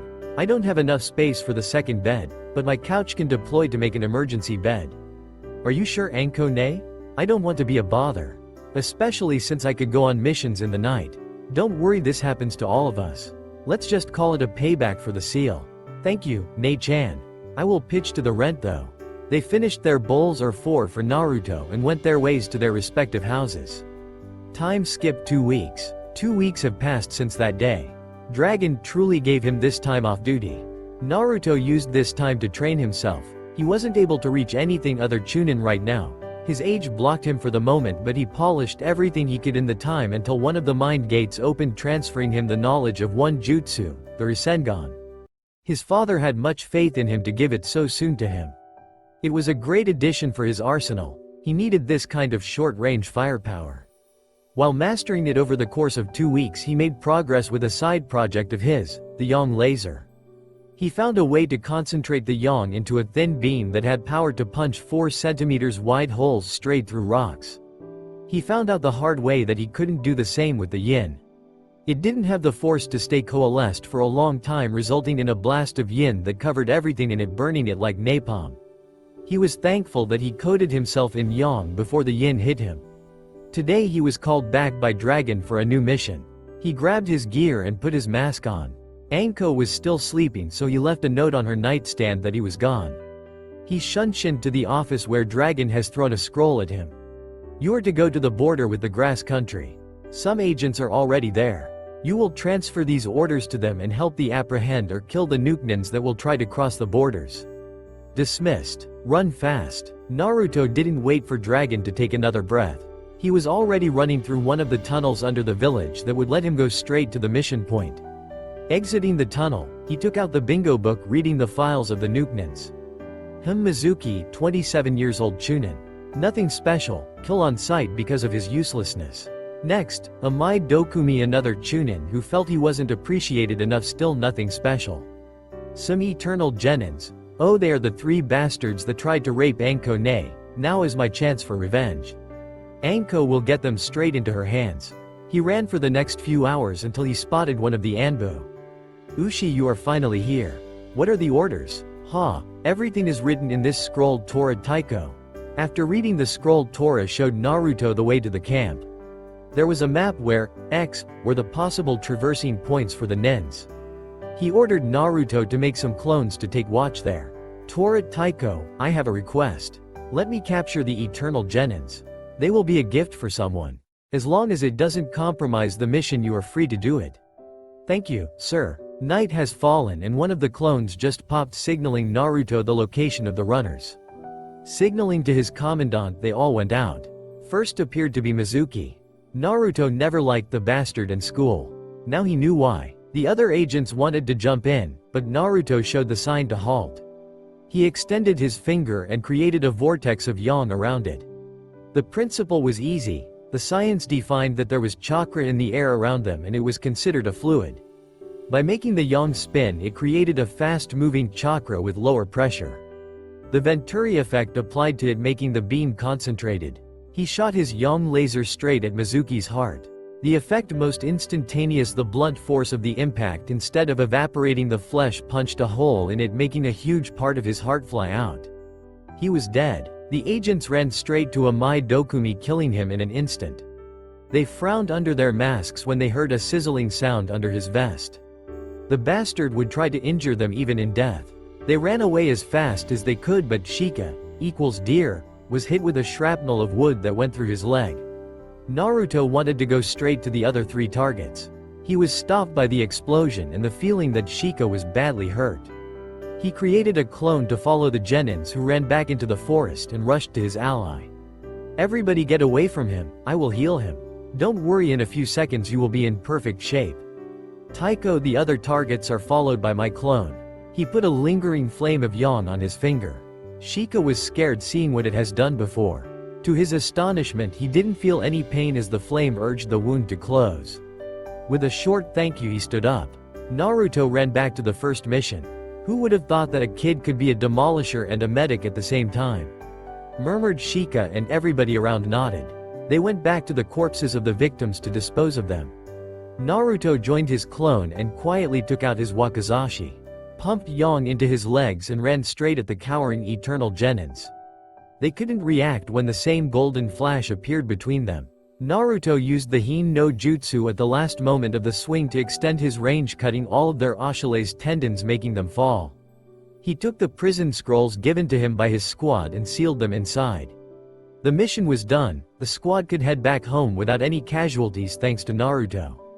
That would earn him some points with the other Black Ops. The road was silent for the most part. Only Shika said a louder thank you to Naruto for the quick help. Once again, they were all in the dragon office.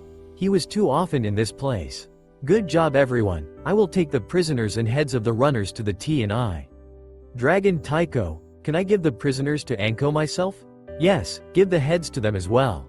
Dismissed. Naruto ended in the T&I building using the tunnels under the village. It was convenient for them. Instead of going around the buildings, they had straight roads to every important place in the village, such as hospitals and administrative buildings. He has seen Anko lounging on a couch drinking coffee and chatting with Ibiki about a new torture she invented. It was deranging to hear them laugh about it. Maybe these were the quirks that Inoichi told him about. He put his mask on his belt and greeted the both. Hello Ibiki-san, Anko ne. I have brought you some gifts. 2 heads to scan and 3 eternal genins that you know pretty well, Anko ne, he said with a mischievous smile, throwing them the scrolls. Anko reciprocated the smile with her own and stood up. I think I will test what we were talking about earlier than expected, said Anko. Later that day, all they learned was the fact that someone offered them a place in grass country, but they didn't know who. Anko faked the fact that she knew they were telling the truth and played with them for a long time after that. They died the next day. Time skip 4 years, Naruto's 13 yo if you didn't keep track with the ages. Naruto lounged in his and Anko's house. It wasn't particularly big but had 3 rooms and 2 bathrooms, which was more than enough for them. After a month of living together, they decided to buy a place for them. Naruto, having the pay of an Anbu, helped greatly in the effort. Speaking of him, he had grown quite a bit. His puberty began around a year ago. Anko still made fun of him, remembering his voice change. He has grown to around 1.65 m, slightly above average than guys his age. The added testosterone in his body defined his muscles, making his shoulders and biceps visible thanks to his sleeveless shirt. His wardrobe didn't change much since that time. The biggest change was in his hair. He learned on a mission in Land of Earth that his spiky blonde hair made them remember the Yondaime, his dad. So, he had let it grow to a point he could make a short ponytail out of it. He slicked it all to the back, this way it didn't catch too much light on stealth missions. His face matured without any baby fat thanks to constant missions and training. His puberty did him another favor. It destroyed the roadblock in his training. His body started to adapt to the skills he needed to learn, opening new mind gates containing advanced moves of his Tai and Kenjutsu as well as some jutsus, making him able to rival early Junins if he pushed it. He should be around the same level or a bit stronger than Itachi at his age. He could say his life was good at the moment. He didn't have much social life apart from Anko, Kurenai and Yugo. He was quite protective of all of them, showing it when he scared Asuma using his Kyuubified eyes if he did something to make Kurenai cry. The same happened to Hayate. His career in Anbu evolved when he did the toughest demolition mission in all of his time. It was a way to help the now appointed 5th Mizukage, Maid Terumi, to liberate her people. He did it by destroying 3 keeps that were just before evacuated of prisoners. It was his first mission as the captain. Flashback. He looked at his men and women. They were Neko, Inu and Tenzo, or Yugo, Kakashi and Yamato, who didn't even have a real name. He looked on the plans of the keep. It was the last one that housed a big amount of the anti-bloodline faction as well as many prisoners. We are going to wait for the night. I will make you a door to evacuate the prisoners. When you are ready, go as far away as you can. I want to test a new skill I invented. And wait for the night. They did. As soon as Hei entered the hold, they sensed something was amiss. The prisoners were all asleep and no guard was there. They unlocked the cells and started to take out the people inside. As they wanted to exit, they found themselves blocked. All of the ninja that were supposed to be inside waited just outside the wall. It was an ambush. They had to be informed about the other keeps. Fast, Neko, Inu, take the prisoners outside and run. I will hold them here. Tenzo, assist me. This wasn't time to question the orders and they did as told. For the next hour they transported the people inside while Naruto and Yamato fought for their lives, with Naruto healing Yamato anytime he was hurt. They seemed to just never end until Kakashi came with good news. The prisoners are outside, he screamed. Good, now run, Tenzo, close as many as you can in a dome and run as fast as you can. I will make them disappear. Tenzo nodded and gathered the most chakra he could without hampering his escape. Mokuton. Mokujoheki, he screamed, proud of himself, closing all of the assailants in the dome and ran away as fast as he could. When Naruto sensed them far enough, he launched his new technique. He made holes in the dome with the yin and put his hands in them. He created 2 balls, one of yin and one with yang inside. The idea behind was that when both of those would mix, they would produce neutral Biju chakra. In this case he slammed them together, making the mixing far too fast, resulting in a chained reaction explosion. He screamed, Yin-Yang Nova, and let the balls slam into each other as far away from him as he could and taking cover himself. The dome opened on the top and released a beam of light to the sky. He would have to calibrate the power output another day, happy with the result. After which he coated the keep in the yin to melt it to the ground. Flashback end. That was one of many demolition missions that Naruto took. He remained on the sofa until an Anbu came to his house and told him, Ushi the Hokage requests your presence. With a sigh, Naruto prepared himself for another mission in his mind and shunshined to appear on his knee before the Hokage. Strangely, next to him was Inu in the same position. Please stand up, Naruto-kun, Kakashi. Take off your masks as well, you won't be needing them for the next mission, said the Hokage. Please stand up, Naruto-kun, Kakashi. Take off your masks as well, you won't be needing them for the next mission, said the Hokage. They did as told and took off their masks. Hiruzen couldn't believe how his grandchild in all but blood has grown both in size and as a ninja. He could still remember the small kid running around the village. As we all know here, a certain Uchiha Sasuke turned really bad since his brother killed his family. Inoichi and I are sure he shouldn't be let into the ninja program, but the council tries to push him through. Kakashi, Naruto-kun, this mission entails you to become normal ninja. Kakashi, you are going to be their team sensei. Naruto-kun, you are to pose as a genin. Your team is going to be composed of yourselves, Sasuke and Yamanaka Ino. Getting apprehensive looks from both of them, he continued. This team is made entirely to keep the Uchiha from doing something stupid. Ino doesn't know it though, but her clan skills will be useful in knowing what happens in the head of the boy. Secondly, her father, Inoichi, wants you, Naruto, to set her straight. Ino was Inoichi's daughter? The sly fox never mentioned it. Oh well, he helped him so many times that doing him a favor wouldn't hurt.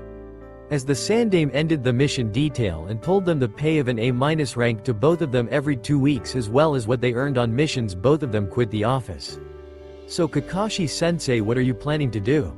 You can go full out on missions, but I'm supposed to be a lowly genin. I know that you are going to test us even if we must succeed anyway because of the council. Don't worry, just don't put too much of a show. After all, you were an apprentice from the age of 8, right? As for the test, it's the bell test I told you before. If they don't cooperate, I will give them to you to make it seem like at least you want to work together. Kakashi replied with mirth in his voice. They quit the building and went their ways. Naruto went home and sat next to Anko on the sofa sighing. What's going on, Naruto-kun? The mission didn't go well? No, it went perfectly. It's the mission itself. Kakashi and I are to babysit the Uchiha prince. I'm supposed to work as a genin. A fucking genin when I can destroy strategic points of entire armies myself, earning an S rank in demolition division. Now I should barely be able to hold a kunai. At least the pay is good. He ranted, to which Anko patted his head to then put more oil into the fire. Don't forget about the D ranks, she reminded him with a smirk, to which Naruto thought he was going to cry. At least team placements were in a few hours. Naruto made his way to the academy in his normal clothes, leaving the Anbu gear in the HQ in case he was called for emergencies. He put up his cloth mask and went inside the classroom, which was empty for the moment. He may have a painful mission right now, but he would still play with the Uchiha boy. He seemed to forget they were the same age.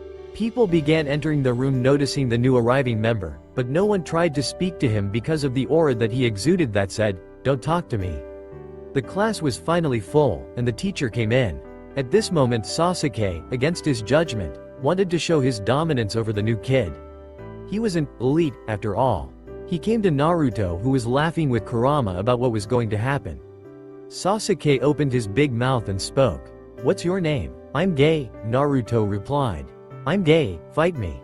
Sasuke didn't catch what he said until it hit him, when everybody was keeping in the laughter until everybody burst out and Sasuke went back to his place to stare at the wall. Naruto gave a mental high five to Kurama. Iruka composed himself from the scene. This was the supposed guy that would fill one of the teams. He did his speech of proudness and will of fire and began naming the teams. Team 7 will be Sasuke Uchiha, Ino Yamanaka and what? Uzumaki Naruto. At this moment, Naruto took off his mask, showing his whisker marks, and gave Iruka a friendly wave. "Long time no see, sensei. Yeah, since you guys missed a member for the teams, I was recalled from my apprenticeship."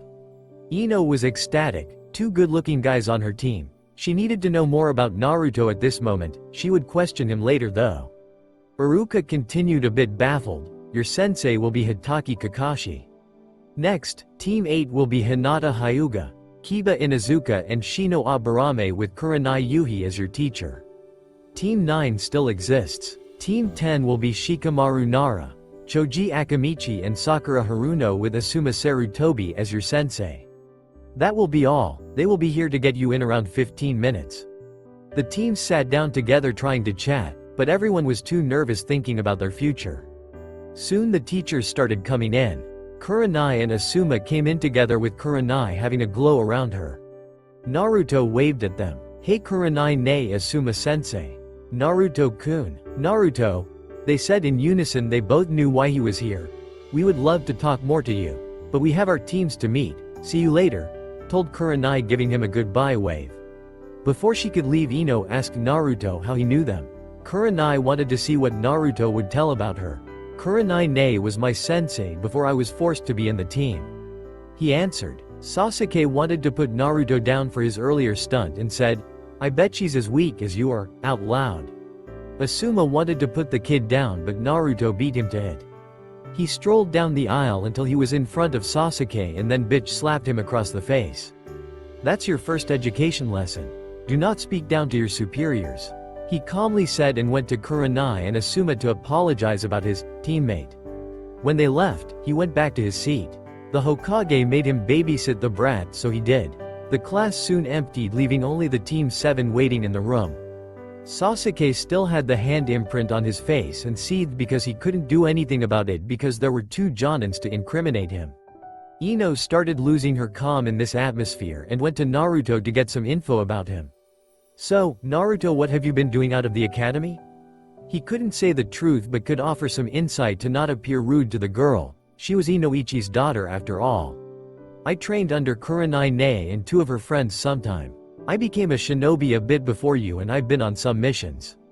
Our teacher won't be coming for at least 2 hours. I'm going out. If he comes earlier, tell him that I will be at the usual spot." Before he could leave, Ino grabbed his arm and asked if she could come with him. He didn't see any problem with it. Sasuke would stay anyway if Kakashi comes back earlier. They went to Naruto's house. Opening the door, he saw Anko's boots, so he screamed, "Anko Ne, I'm home with a teammate, so in case you are once again in your underwear, put at least the bathrobe." This made Ino blush a bit. It was the first time she was in a boy's house.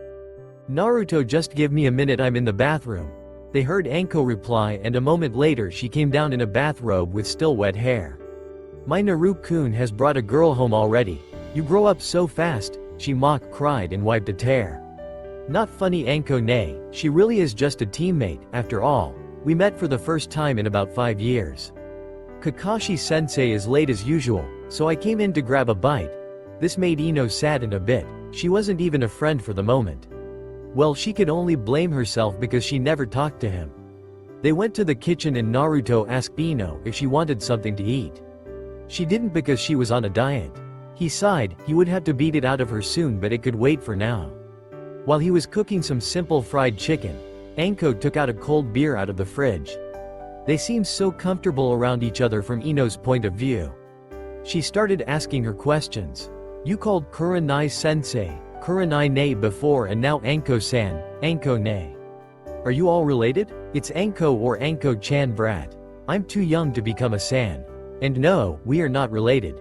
We are all really close friends to the point where Naruto became our family in all but blood. That's why we live together." Anko answered. "It's Ino, not brat. Yeah, I know you are Inoichi's daughter. For now, you are still a brat to me, kiddo, until you prove to me that you are a real kunoichi." She took another sip of beer. That meant that Naruto has already proven himself to her. The afternoon went calmly with Ino and Naruto chatting and bonding over some tea. It was time to go back to the academy. Naruto didn't feel like running, so he grabbed Ino's hand and shunshined them both in front of the class. Sasuke was still in the same position as when they left. It had to be some record for staying still for so long. Did he even blink? They weren't sure. 5 minutes later, a silver-haired man came inside. "You are my kids now, meet me at the roof. Kakashi would pay for that." Naruto took Ino's hand and shunshined once again them both to the roof, leaving a baffled Sasuke seeing the supposed weak link of the team using it. He lifted his butt from the seat and went to the stairs himself.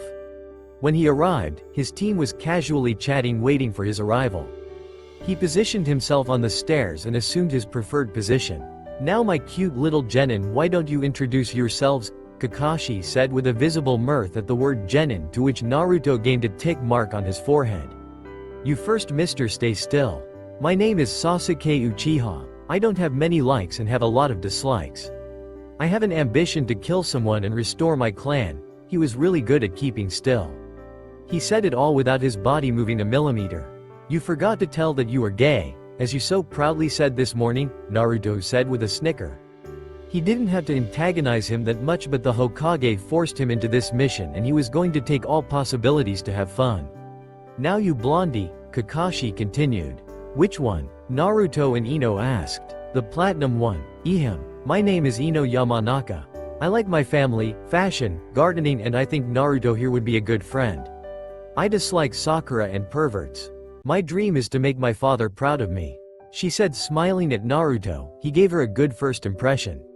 "The sunny one for the last. My name is Uzumaki Naruto.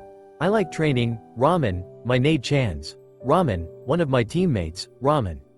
I dislike perverts, people that don't strive to better themselves, people who don't understand fuinjutsu, and one late dog." He said the last part with the same mirth that Kakashi used for the word genins before. "Oh, is my Naru-kun warming up to girl his age finally?" Kurama teased her host internally, to which Naruto just growled mentally. "Why don't you introduce yourself, sensei?" Naruto said. Ino was starting to feel some tension between her teacher and the fellow blonde. Even if she didn't understand why. "I will try. I'm Hitaki Kakashi. I have a few dislikes and you are too young to learn about my likes and dreams." They didn't learn anything. Or at least Sasuke and Ino didn't, since Naruto worked with him many times.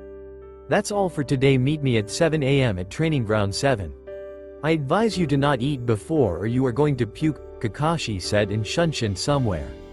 "Waking up so early isn't good for my skin, though not eating shouldn't be a problem since I never do it in the morning for my diet," said Ino to her teammates. Naruto couldn't listen to it anymore. The girl would kill herself if she continued like that. "Ino, we need to have a serious talk about what you just said. Come with me, I will show you what I mean." No isn't a possible answer. Ino was puzzled at the change of her blonde brethren, but she followed him anyway. They ended up in a bar only for the shinobi. That way if anything happened while drunk the civilians weren't hurt. Inside they found out Kurenai, Yugo, Anko, Asuma and Hayate chatting and sipping alcohol. They have seen each other and before Ino knew she was already talking with some jonins. How did Naruto know all of them? "So, Naruto, what do you wanted to talk about before?" she asked. Anko nay, Kurenai nay. Yugo nay, can you stand up for me for a second? They didn't see why but they did anyway. Ino, look closely and tell me, do you think that they would be what guys would call hot? This made Ino blush and all of the adults look critically at Naruto. Does our Naruto-kun feel attracted to his sisters? Asked Yugo looking at him. Asuma and Hayate looked at him wanting to know as well if he had a sister complex. Truly they wouldn't even be surprised by it. No, the only attraction I feel to the three of you is the gravity every body with mass produces. He shot her down, making everyone else chuckle. Now Ino, answer my question. You're kidding, right? They are gorgeous, I want to look like them. Nei-chans, how much do you eat daily? At least 7,000 calories, 10,000 if on a mission day. Around 9,000 inches. Around 9,000 as well. You see Ino, our chakra production and training make us burn calories at a very high rate. A civilian would become obese with our type of diets. Your diet is the contrary to our own. You eat so few calories that your puberty will be stunted and instead of growing like my Nei-chans you will become flat as a board, or if you drop your intake you will simply die. And you don't want to feel that, I assure you. He said the last part so quietly that it was barely audible. Ino was asking herself what he meant by that. She looked at the jonins around her and did something she never thought she would. She went to the bar and asked for the biggest burger they served. She struggled but ate all of it, taking to heart what was said. Good job, kiddo. You just got yourself one step out of being a brat, said Anko. A praise of a jonin felt so good to her ears. To give you a hint, the next step would be to start training to make yourself an example for other kunoichi. See Ino, everybody wants to help you here. Take their advice and make yourself better one step at the time. At last most of the kunoichi are already at least pretty and you have what it takes in face department. Since Anko Nei is drinking, I guess that she won't be up tomorrow until noon. I will come to your house at 8 a.m. and make you a nutritious breakfast because I bet you don't know what to eat now. Don't worry, Kakashi-sensei is always late, at least 2 hours we will have the time. Naruto said, oblivious to the looks of the adults were giving him. Thank you, Naruto-kun, she answered, adding kun to Naruto's name before they realized the looks they were given. Our Naru-chan doesn't like his sisters because we aren't blondes. I would hurry up, Anko-chan or Naru-chan will find a special someone before you, said Kurenai. The trio could only blush at the laughs that were directed at them. We should go, Ino, the bar will change to full drinking mode and we aren't old enough to stay. Goodbye everyone. I will come fetch Anko at 1 a.m. like always, making Anko blush even harder. Who was the real adult in their house? Naruto brought Ino home where her father mouthed a thank you to Naruto, seeing her daughter so happy. He was even more thankful when she asked for extra training even if it would break her. She had long arrears in her career. Like Naruto said, he went to the bar at 1 a.m. to fetch for Anko, who had drunk a bit too much. He shunshined them to the house, taking off her clothes and putting her to bed. He went to his own ready for tomorrow since he knew what Kakashi planned. Next morning Naruto knocked on the Yamanaka's house door. The one to open was Inoichi, who did take Naruto aside for the moment. Why are here so early, Naruto-kun? And what did you do to my daughter? She asked for a big meal and training yesterday. It's simple, I brought her to talk with Nei-chans, who showed her the real meaning of being a kunoichi. And for my presents Kakashi will give us the bell test, and I know that she doesn't know how to make a proper breakfast. I proposed to make her one yesterday and she agreed. Thank you, you don't know what it means to me to see my princess to take her career seriously. Now come in, she's already waiting. Naruto came inside and have seen Ino checking her gear for the day. She didn't wear any makeup and Naruto had to say that she was much prettier without it. He went to the kitchen after saying hello to Ino. 15 minutes later she was served eggs and bacon. When she finished, he took out a cake full of slow carbs yet equally as delicious as a normal one. I will make you a breakfast every day now until you learn what to eat to have plenty of energy. I will tell you if you will have to come to my house or I will come to yours. Don't worry about it. Inoichi was looking from behind a corner at the scene. He couldn't be happier for the moment seeing Naruto do the favor he asked and more. We should get going. Kakashi-sensei will probably arrive in about 20 minutes. Remember, we will probably need to work as a team. If Sasuke disagrees, just work with me. He told her, having a feeling that he forgot about something. When they arrived at the training ground, he remembered what he forgot. Sasuke was sitting under a tree, his face a big grin and bags under his eyes. That was it, he forgot to tell him about the meeting real time and to eat. Doesn't matter anyway. He chatted with Ino about what she could do to improve. He didn't care why she wanted to do it if she did. Kakashi finally graced them with their presence, seeing that Naruto and Ino were lively and not hungry at all. On the contrary, Sasuke was sitting under the tree looking as if he was going to die any moment. Maybe it would force him to work with the team. If not, they always had a backup plans. Kakashi eyes smiled at his students and walked near them. We are going to have a test today, the real Genin test. What you had at the academy was just an exam to see if you have more than 3 brain cells. You will have to get those 2 bells off me before noon. The person that doesn't get them will be sent back to academy. Now 3.2.1. Go. As soon as he said it, Naruto grabbed Ino and ran to hide. Sasuke though stayed in the field looking at Kakashi straight in the eyes. Now Sasuke. You should have done the same that your teammates did. You would have more chance if you ambushed me. After all, you are only a genin. Kakashi said while opening his orange book. Sasuke thought he was the one being taunted, but the real victim was Naruto, who promised death and great suffering to Kakashi. I don't need an ambush, I am an elite of the shinobi, Sasuke proudly said. Kakashi could only curse the council for giving the boy such a megalomaniac view on life. You see, Sasuke, just by staying here proves you are not an elite, as you like to call yourself. A real elite would look for any opening like Naruto did when he ran before I said go and brought his teammate, doubling their chances of survival. Sasuke seethed at being put down and rushed at Kakashi at an impressive for a genin speed. But compared to his brother or the powerhouse he had on the team, it was nothing. He just had to keep his eye off the book to not take a single hit. Meanwhile, Naruto and Ino observed the situation.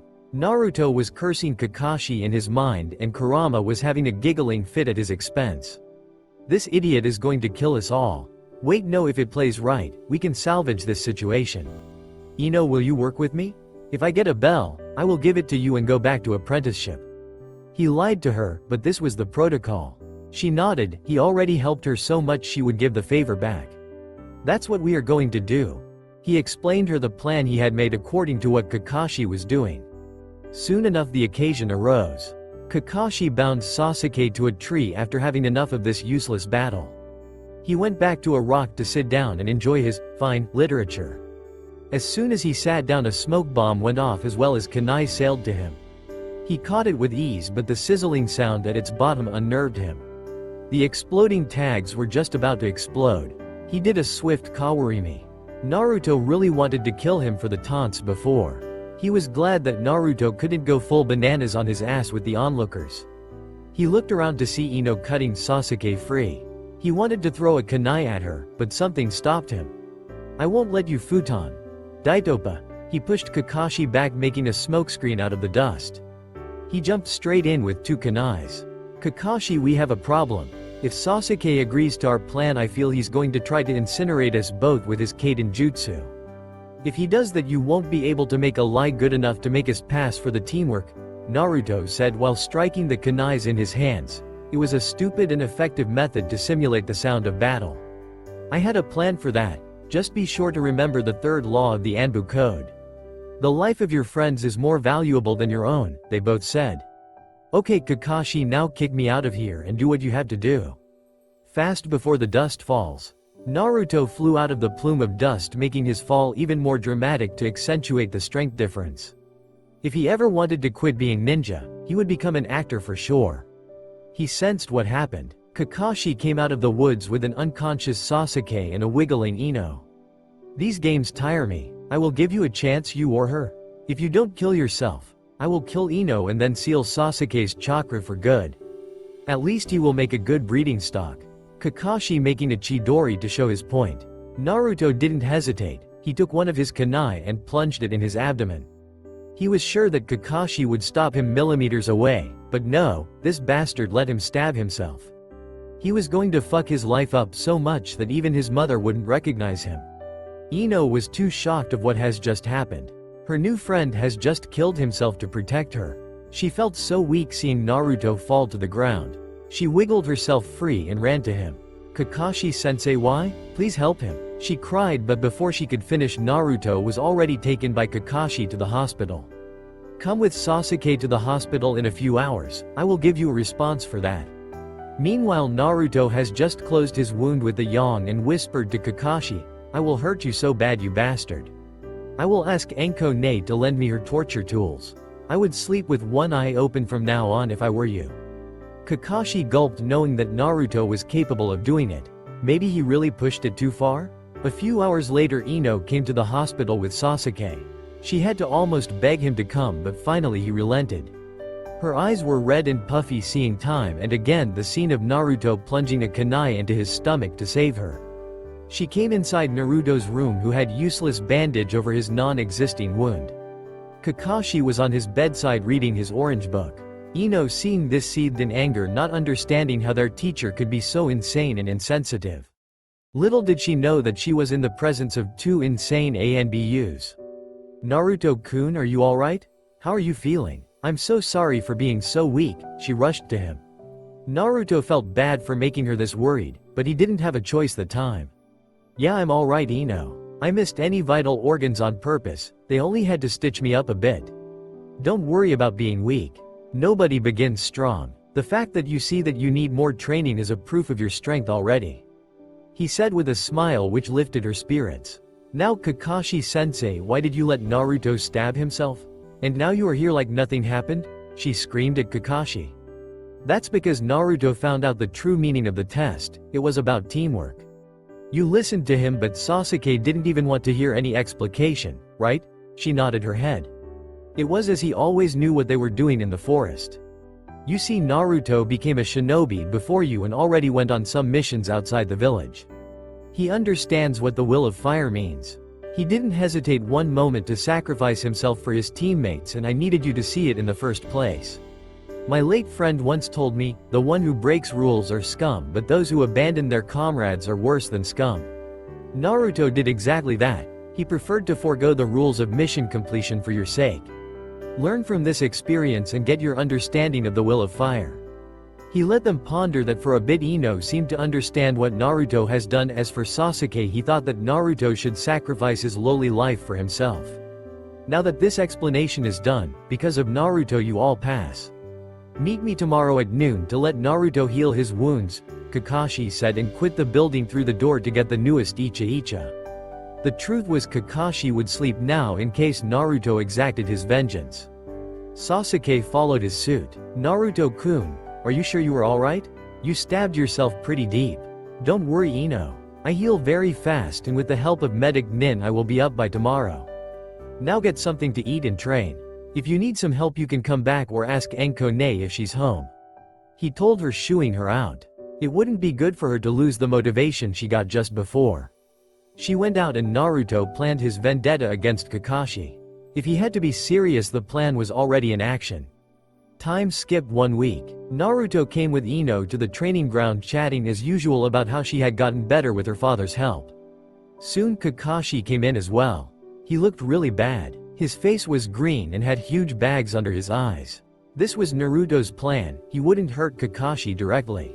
Every night he would send a clone to Kakashi's house.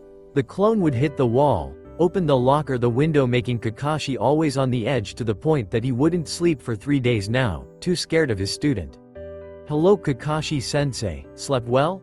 Naruto asked, making sure to mock Kakashi for his sleep deprivation. Kakashi could only growl. He knew it was Naruto all the time, but he could never catch the culprit. He asked himself what would come first. Naruto would stop or he would go insane. Naruto wasn't sure either. Other than that, Sasuke didn't want to acknowledge his teammates even if in spars he would get his ass handed to him by Naruto, who kept his level just above his. The experience was the key here. Naruto played dirty while Sasuke thought he was too good to do that. Naruto made sure that Kakashi trained them properly, especially Ino, since she needed it the most. Else he would either spar with her from time to time or cook for her in the mornings. He finally made a friend his age. Even if Anko and Kurama teased him about her, he didn't have this type of feelings for her. His sisters only made bets for the amount of time he would need to develop them. They began their training in the morning with some simple chakra control and light spars. Then there was the power and cardio. Ino was thankful to Naruto for making her eat right or he would be dead by now. Checking herself out, he was right, she didn't get fat or even bulky. Just her bones weren't sticking out like before. The training ended and their missions would begin. They all hated the D ranks, but at least it gave them some pocket cash for just a few hours of labor. Right now, they were picking out weeds from a field when suddenly Naruto found a hatch. Thinking back, he knew where they were. It was one of Orochimaru's lairs. Naruto ran fast to Kakashi, making a clone so nobody enters it. Why has Hokage still not cleared all of them in case a civilian went inside? Kakashi sprinted to the Hokage with the news. "Hokage-sama, urgent problem on my mission." Hiruzen would make a joke out of it, but seeing the serious eye of Kakashi, he restrained himself. "What is it, Kakashi?" "Check the map of the Orochimaru's labs and our mission position," Kakashi said, and Hokage's eyes became large as saucers. This lair was scheduled to be dismantled in a month, yet they approved of a mission there. Kakashi, return your team immediately, make Naruto sets a perimeter. Anbu will come to clear things out. You can tell your team about it. Now go fast. Kakashi shunshined to his team as fast as he could. Everyone gather here. Naruto make a perimeter around the hatch with the clones. Now everybody listen and don't repeat anything to anybody. The place we are in is one of the greatest trader's lab, Orochimaru's lab. He did unspeakable experiments down there to obtain great power. I'm telling you about it because the Hokage thinks you need to understand the dark side of the shinobi world. Kakashi said. Ino was shocked. If even Kakashi-sensei didn't want to go down there, it had to be something horrible. In Sasuke's head a dark thought arose. If this Orochimaru had this power, maybe he could help him kill his brother. Kakashi-sensei, I have a question. It was Naruto who found the hatch. How did he know about it? Asked Ino. She has just proved that the Hokage was right to put her on this team. Maybe she wasn't strong enough yet, but her psychology and mind were sound. That's because I was the one to give the Hokage the intel about their locations. When I was little, I found the cleanest of them that served him as the library, and I used it as my hideout. I needed cash one time, so I traded the information for it with Ji-chan.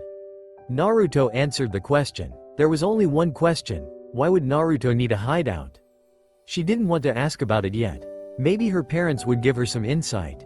Later that day, Ino came back from her team meeting. Her father was already waiting for her, thinking she would want to train. Instead, she just sat down on the sofa, gathering her thoughts to ask the questions about her favorite sunny blonde. Didn't matter, he was the only one in the village. "Tu-chan, can I ask you something?" "Of course, dear." Naruto told us today that when he was little, he had a refuge in one of Orochimaru's labs since he was little. Why would he need it? This question made Inoichi frown. It wasn't his story to tell, but he would give her some hints about it. "Ino-chan, how does Naruto travel throughout the village?" "He always uses the shunshin. I rarely have seen him take a walk." "But what's so strange about it? Most of the ninja do the same." "Yes, most of the veterans went in a hurry, else they would just use their legs like normal people. You see, Naruto isn't the most liked person in the village. Some things happened when he was little, and he found himself in need of a place where he could remain hidden. I can't tell you anything more, it's not my story to tell." Maybe one day he will open up to you. This only presented more questions. What did Naruto do for the village to hate him? What really happened to him? She couldn't ask anyway because they weren't friends for that long. Time skipped 1 month. They have just caught Tora the demon.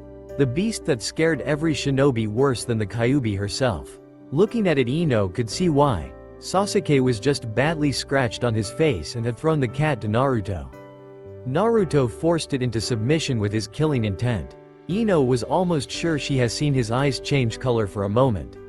Speaking about Ino and Sasuke, their relationship lessened to a point below zero. In the academy she thought he was cool and fought with Sakura for his heart. But now having him as a teammate showed her how much different he was. He was a megalomaniac who didn't acknowledge anyone, not even their sensei. This view was only enforced by interacting with the cheerful Naruto. They were going to the Hokage to give back the cat and get their last mission for today. Naruto was holding the cat and was petting it while it was still scared of him. He has seen Ino's gloomy face looking at him. He poked her in the ribs, making her gasp. And she poked him back. He would always do it when she had this gloomy face. It all started when she asked her father about Naruto. She wanted to find out anything and strolled asking people around what they thought about him. She remembered every answer as they were mostly one-worded. Monster. Disgusting. Freak. Why is he still alive? Now Ino understood why he never walked in the village. She wouldn't be able to take it. What has made them hate him that much? She would ask him one day. They continued the poking until they arrived before the Hokage. Kakashi said that the mission was accomplished, and they wanted another one until Sasuke barged in. Hokage-sama, I want something else. And Uchiha shouldn't have to do these menial tasks. I want to prove myself. I want a real mission. Hiruzen, unlike the council, didn't sugarcoat everything with the boy. He blasted his ki and said, "Genin Uchiha, are you giving orders to me?" "No, Hokage-sama," answered Sasuke, thankful that his bladder was empty, or else he would have a stain on his pants right now. "Kakashi, do you think your team is ready for AC rank?" "Don't worry, Hokage-sama. I think they are ready, and we can handle it," he said, showing Naruto with his eye. Hiruzen understood what he meant by that. Having 2 Anbu captains on the team would make sure that the others lived. "Bring Tazuna in." Inside came an old man reeking of booze and pure stink. "I asked you for ninjas, not some kids and a one-eyed scarecrow. Especially this one who looks as if he's going to piss himself." Sasuke gained a tick mark. Kakashi and Naruto just sighed at the man as Ino glared at him. Ma, the kids here are plenty strong for AC rank. At worst I'm a Jonin, so I will protect you, Naruto as well, so no problem, he added in his head. Your mission will begin in 3 days. Kakashi, Naruto, stay for the moment please. Sasuke wanted to stay as well, but his instincts told him not to. So how is it going with Sasuke? He asked. He shouldn't be a ninja if you ask me. He will kill himself or his teammates on the field if this continues, said Naruto, and Hiruzen sighed, knowing that he couldn't do much without the council trying something. He was too old for this shit. What about you, other blonde? Thanks to Naruto, she started eating and training as a true kunoichi. We train her both even if Naruto just spars with her and gives her pointers. She will become a good one if she continues that way, said Kakashi. Good. Now to the serious matter. Our Anbu gave us intel about the true reason of this mission. It's not a C rank but should be considered an A- rank. The truth is that Gato is ruling the country and hired some nukenins to kill the builder as well as building a fortress on a strategic point of the land. Ushi, Inu, you are to go to Wave Country, it's an A- rank. You are going to destroy it and gather intel on Gato. We can't have him dead right now, you will kill him on your mission with Team 7. Dismissed. Evening. Naruto and Kakashi made some clones to pose as themselves to not attract any suspicions from the team. Right now, they were just crossing the border to the land of Wave in the direction of the fortress. They remembered their mission in Mizu, but this time this was a simple one. There were only bandits instead of seasoned ninjas. Naruto didn't want to waste time and took out the big artillery. Making Kakashi throw him into the air, he did a mass of clones. They charged yin in their fingers and shot lasers of yin at the castle, screaming, "Yin bombardment." It was 6 months ago that Naruto found a way to keep the yin laser type of attack coalesced. He did it by making the weak point in the front, thus when it hit, it made explosions of yin at the target. Naruto landed in the now melting castle, seeing all the goons dead all around, either from the explosions or the burning effect of this attack. He still felt kind of bad seeing what he could do with human lives, but he remembered his first talk with Inoichi. Ushi, that was under 15 seconds. I think you have just beaten your last record. Now let's hurry, we don't have much time before our team goes on the mission. They sprinted towards Gato's villa. It was Kakashi's time to shine since he was in the Assassination and Information Department of Anbu. He positioned himself in the ceiling of Gato's office and started the recording. Soon Gato entered inside with Zabuza and a hunter Nin. Are you sure your subordinates will do the job? Probably, if not I will welcome them myself. He said with a chuckle and quit the room. This idiot is so gullible, if he doesn't kill them the first time, I will send my army to kill him or the bridge builder escorts. That should be enough. Time to go back to the team and send the transcript to Hokage-sama. Naruto and Kakashi changed back into their normal clothes because they spent here too much time. They would meet their team on the road. They ran back in Konoha's direction, until they spotted their team with their clones. Their clones sensed them as well as the shinobi waiting for them inside the puddle on the road. It was a perfect opportunity for them switch as well as see their team reactions. Soon 2 ninjas came out of the puddle and killed the clones who popped. Ino has changed from her academy time. She thought they used kawarimi to evade the chains. She took out threw kunais at them, but they evaded them. She took one another, taking a proper stance to defend herself and the client. Sasuke was trying to show off by running straight at them, but before he could the ninja were already dead. Naruto and Kakashi jumped from the tree catching the weapons Ino has thrown. Naruto planted his in one of their spines and turned it, killing him in an instant.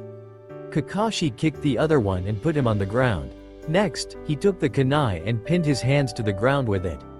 Good job Ino, you realized we used kawarimi and didn't hesitate to attack while still defending the client. You Sasuke should have done the same, you didn't know what they could do. Remember, the patient ninja is the living ninja. Kakashi lied, to which Ino smiled and Sasuke replied with a huff. How is he supposed to prove himself to be an elite? Now let's ask our prisoner a few questions. Why are you targeting our group? You know fully well that we can do it the hard or the soft way. Your choice. Maizu looked at his dead brother and gulped. The kid killed him without a moment of thinking. He would probably share the same fate. At least he could do it without any pain. We were hired by Gato to kill the bridge builder. He's a thorn in his side and wants to eliminate him. Please grant me a swift death. Maizu said. Kakashi already knew that from before, but he needed a way to expose Tazuna before it could kill his team. He complied with the request, shoving a Chidori in his chest. Ino was shocked seeing that but steeled her nerves. Naruto told her many times how the outside world worked. Now Tazuna cared to tell us why you only asked for a C rank? Kakashi asked, with Tazuna presenting him the situation of the country and how poor they were. Kakashi was sure they could follow the mission. At worst Naruto would have to show his real powers. You know, you could have talked with the Hokage about the situation. It's on the back of the form you were supposed to deliver that in this type of circumstances you can ask for delayed or some other form of payment, said Naruto. Naruto, who would you take as a backup in this case if you could take anyone in the village? Naruto thought for a second and replied. Seeing that they were the demon brothers working with Zabuza, our safest bet would be Yugo Nei, but she's on a mission. From the Genin teams I would say Asuma Sensei and Team 10. They offer a good firepower with Choji and tactic mind with Shikamaru, and of course a close quarters fighter in Asuma Sensei. He said, forgetting completely about Sakura. Well, she could be a meat shield. Team 10 it is then. Naruto, make a clone to inform the Hokage. Let's continue for now. Naruto made a clone that sprinted. When it was far enough it coded itself in Yang, making it sprint at astounding speeds. Later that same day the team crossed the Land of Waves border with someone on a boat with the engine turned off. The navigator told them to hurry with the bridge or else they would all die of hunger, making Naruto have a flashback to his youth. Around 3 kilometers off the coast Naruto felt the next opponents watching them. It had to be Zabuza. Soon a massive blade flew through the air, almost decapitating everyone if they haven't hit the ground, with Kakashi taking Tazuna. My, the bridge builder hired some brats to escort him. Not a smart choice, old man. Those snoot-nosed kids won't save you. He looked at the team, seeing Kakashi and then Naruto. The copycat is here, though I sense that the blonde kid is different, he reeks of death. How many have you killed? 100? 1,000? More? Zabuza asked, making the team widen their eyes. Naruto was supposed to be a genin for only a bit more than them. How could he have killed so many already? Team Manji formation around Tazuna. I will fight Zabuza. Naruto, if something bad happens you are in command. Seeing his true genins get pale, he told them, "Don't worry, I will protect you," and lifted his headband showing a Sharingan. "I get to see it from the start, I'm honored. But how are you going to protect them if you can't see?" Kirigakure no Jutsu. Naruto, seeing the mist getting denser, concentrated on his negative emotion sensing. So many places to strike and kill: liver, lungs, spine, subclavian vein, neck vein, brain, kidneys and heart. "What will it be?" said a voice appearing to be everywhere. "Kakashi-sensei at 9, high," screamed Naruto, using his sensing ability to guide Kakashi. Truthfully, he would be much better opponent for Zabuza. Kakashi blocked the strike and answered with his own, proving that he just hit a water clone. This game continued for a few minutes until Zabuza gave up on this plan. He needed to eliminate Naruto if he wanted to have a chance to kill Kakashi. Zabuza used his superior speed to kick Sasuke out of the way, preparing to strike Naruto. The only thing that saved him were his sensory abilities. He let Sasuke get kicked out of the way to block Zabuza's sword with his own. That shit was heavy, especially since he couldn't use Yam. Kakashi wanted to help Naruto before his hand was forced. Because of that, he ran straight to him until he knew he fucked up entering a body of water. The real Zabuza was waiting for this moment of hesitation and closed Kakashi in Suiro no Jutsu. Naruto killed the offending clone and used Futon Daitopa to disperse the mist. Seeing Kakashi closed in the ball of water, he thought it was too late. He would have to show off his true skills if a miracle didn't happen in the next few seconds. It happened when two kunais flew through the air in the direction of Zabuza. The backup was here. Asuma, Choji and Shikamaru were here. Sakura came in 10 seconds later, completely winded. "Guys, wait for me," she screamed. Naruto managed to make a plan on his feet, considering the new arrivals. "Asuma-sensei, I will need your help. I have a plan to liberate Kakashi-sensei, but I need your team to help me." Asuma nodded, believing in Naruto's quick thinking. Shikamaru, Choji, Ino, eliminate the clones blocking the path.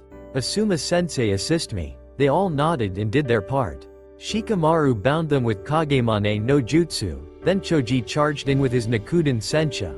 At last Ino threw kunais at the clones at the perfect moment to force them to block them, not giving them time to block Choji. Naruto was really happy about the progress of his fellow blonde. They cleared the path and Naruto and Asuma ran behind Choji with their weapons drawn. Every step Naruto used a small amount of yang to make explosions under his feet, gaining more and more speed. At last he used a bigger amount to jump over Choji straight at Zabuza. He used an overhead slash that Zabuza blocked. This gave an opening for Asuma to slash Zabuza's side, who had to cancel the jutsu in pain. Naruto landed on the water, sprinting even faster, showing some of his skills. He wanted to finish Zabuza, but he was downed by Senbons just before his slash. The hunter nin from before came next to Zabuza. "Thank you for helping me catch him, Konoha's ninja. I will take the body to dispose of it," he said and shunshined. Naruto took Kakashi on his back, who had a chakra exhaustion from his overuse of Sharingan, and went back to the group. "Thanks guys, without you we would have been dead," he said. Asuma knew it wasn't true, but he couldn't say it. He has seen that Sasuke was just getting up from the kick Zabuza gave him before. Sakura sprinted to him. "Wow Sasuke, you were so cool freeing your sensei from that ninja," she screamed. He didn't understand, but it didn't stop him from accepting the praise. Everyone else was looking at her with strange looks. Is she hallucinating from exhaustion? Did you make her run too fast? He didn't do anything in the fight, asked Ino. A few seconds later Sakura collapsed on the ground. Yes, she was probably hallucinating, answered everyone else. "Tazuna, how far away to your house? We have one downed sensei and a ballast to put in bed," asked Asuma, making everyone snicker knowing who the dead weight was.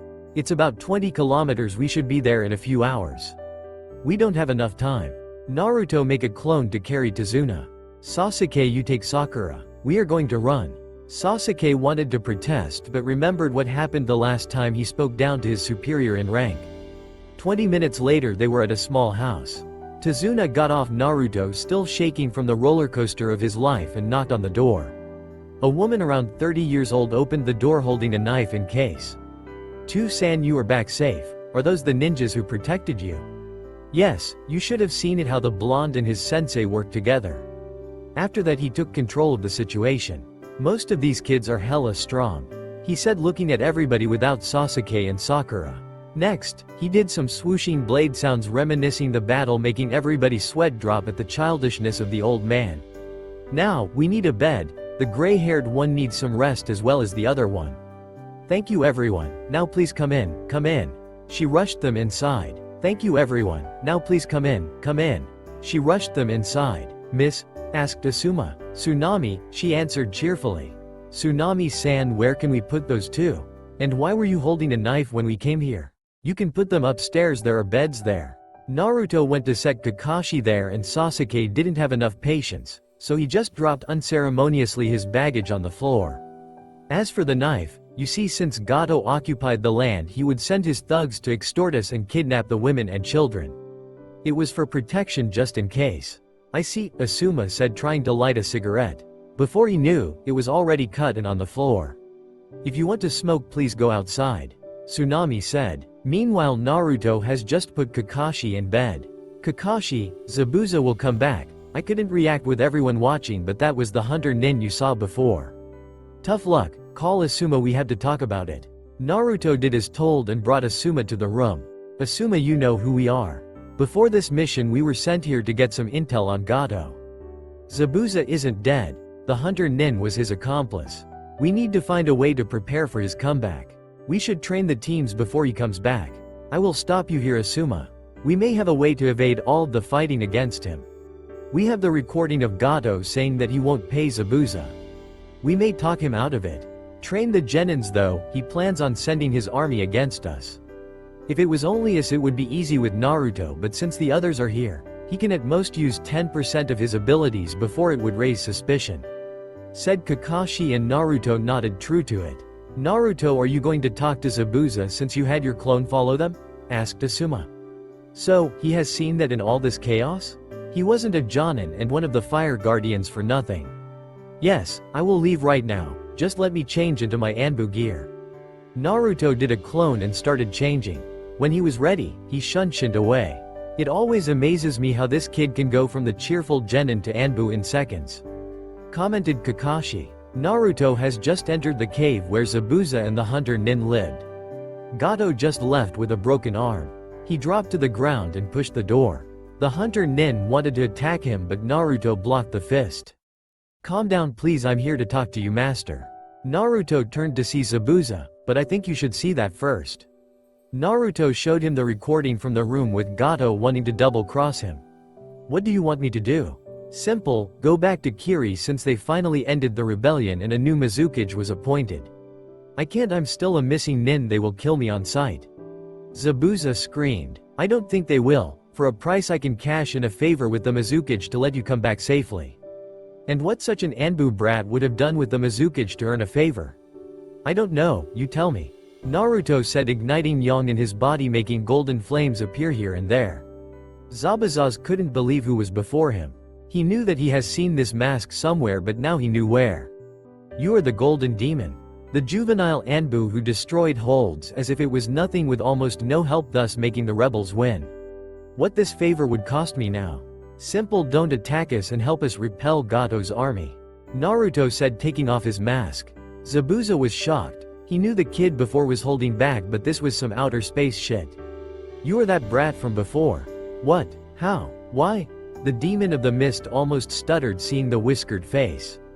"Kakashi and I have to pose as normal shinobi to babysit the Uchiha on our team because he's mentally unstable. That's why. Then you don't need me to repel that army, you could destroy it in seconds. Because there are kids here, I am a genin now. I can use at most 10% of my skills without causing suspicion and the Uchiha to go insane seeing how far away he is from his goal. Me fighting you before was already pushing it, but in the chaos nobody checked. As to your question of how many I have killed, let's just say that what I will kill in the fight will be only a drop in the ocean. You got yourself a deal, Gaki. You will pardon me of not being able to shake your hand." Haku, do it for me please. The now named Haku came to Naruto and shook his hand. Now that you don't feel cheated, I will send the message to the Mizukage from here. Naruto has written something on a scroll and gave it to his clone who used Yang to shoot off in the distance. I will come back when the reply comes back. See ya. Naruto ran out as well. He entered through the window of Kakashi's room and exchanged with his clone. How has it gone, Naruto? Asked the downed Jonin. Great, we have an ally for the battle. I traded my favor with the Mizukage for it. Good job, now go back to the others, they should be eating right now. Naruto came down and true to Kakashi's words everybody was talking and eating barred Sakura and Sasuke. Well, Sakura did try to talk only for Sasuke to huff and growl. Ino didn't know how she could have a crush on this guy. Naruto-san, does Kakashi-sensei like the food? We can't afford much. He said that it was lovely. Tsunami-san. Now can I have my part please? Naruto dug in his meal and it really was good. He couldn't fathom how she transformed simple cabbage and potatoes into these delights. He gave a signal to Asuma to go see Kakashi upstairs. When Asuma did, Kakashi gave him all the information about the near future. They decided to train the newer generation for the fight and give them half a lie. We have bad news everybody, so listen closely, Asuma said, carrying Kakashi on his back to put him on the couch. The Hokage decided to send some Anbu operators to scout out the mission for the future. But first, Zabuza is alive. Naruto gave us this idea when he told us about the Senbon the hunter Nen used. He was probably an accomplice. Second, the Anbu found out that when Zabuza would attack once again, Gato would double-cross him, sending his over 300 men army. The good news is that the operators struck a deal with Zabuza to not fight us and help us during the raid. We don't expect you to rush into the battle, but we will train you hard for the next 2 weeks in case some thugs slip through us. He couldn't tell them that the two operators were in the room with them. The Genins were scared, it would be their first battle and it would happen at such a size. Ino was shivering a bit, so Naruto took her hand and offered her a reassuring smile. Sasuke was looking at it as a chance to prove himself. It wouldn't be as great as killing an A-ranked Nukenin, but he would settle for it. Asuma, seeing the youth compose themselves, continued, Shikamaru, it will be your first time working a plan. Every day you will go to the place where the battle will happen and work every possible way to give us an advantage. That's all, eat well because we will begin the training in a few hours. Troublesome, said Shikamaru, but his brain was already going at 200 km/h, taking into account all of his comrades' known skills and gear. I don't understand why you are going to do it. You're just going to die, said a young boy who ran upstairs. Tsunami shook her head at the sight. I'm sorry about it. It's my son, Inari. He's going through a tough phase right now. Please forgive him, she said with an apologetic look. Nobody cared about what the brat said, they had a country to save. A few hours later, the Genins were brought to different locations. Ino, Shikamaru, Choji and Naruto went to the beach to practice water walking with Asuma, while Sasuke and Sakura went tree walking. Sasuke didn't want to learn it earlier, only wanting jutsus to get stronger. Sakura on the other side didn't have enough chakra to stay on water, so she had to build up her reserves. Ino looked at the three boys near the body of water. She didn't know why Naruto was here since she has seen him already walk on water during the fight. Shikamaru and Choji were sharing the thoughts until Shikamaru asked, Naruto, why are you with us? We have seen you already walking on water? I'm here for Asuma-sensei. He's the only Jonin that I know of to have the wind chakra like myself. He's going to help me begin a project of mine. I will give you a hint, guys, take off your shirts. Second, don't think of it as tree walking, it's totally different. Instead of thinking about sticking to the surface, you have to imagine walking on stilts. Troublesome, Shikamaru said while taking off his top and Choji doing the same. Ino wasn't going to do it with only guys around. She was disappointed that Naruto didn't do the same. She wanted to check what he looked like under his shirt, and judging by his arms he already had growing muscles.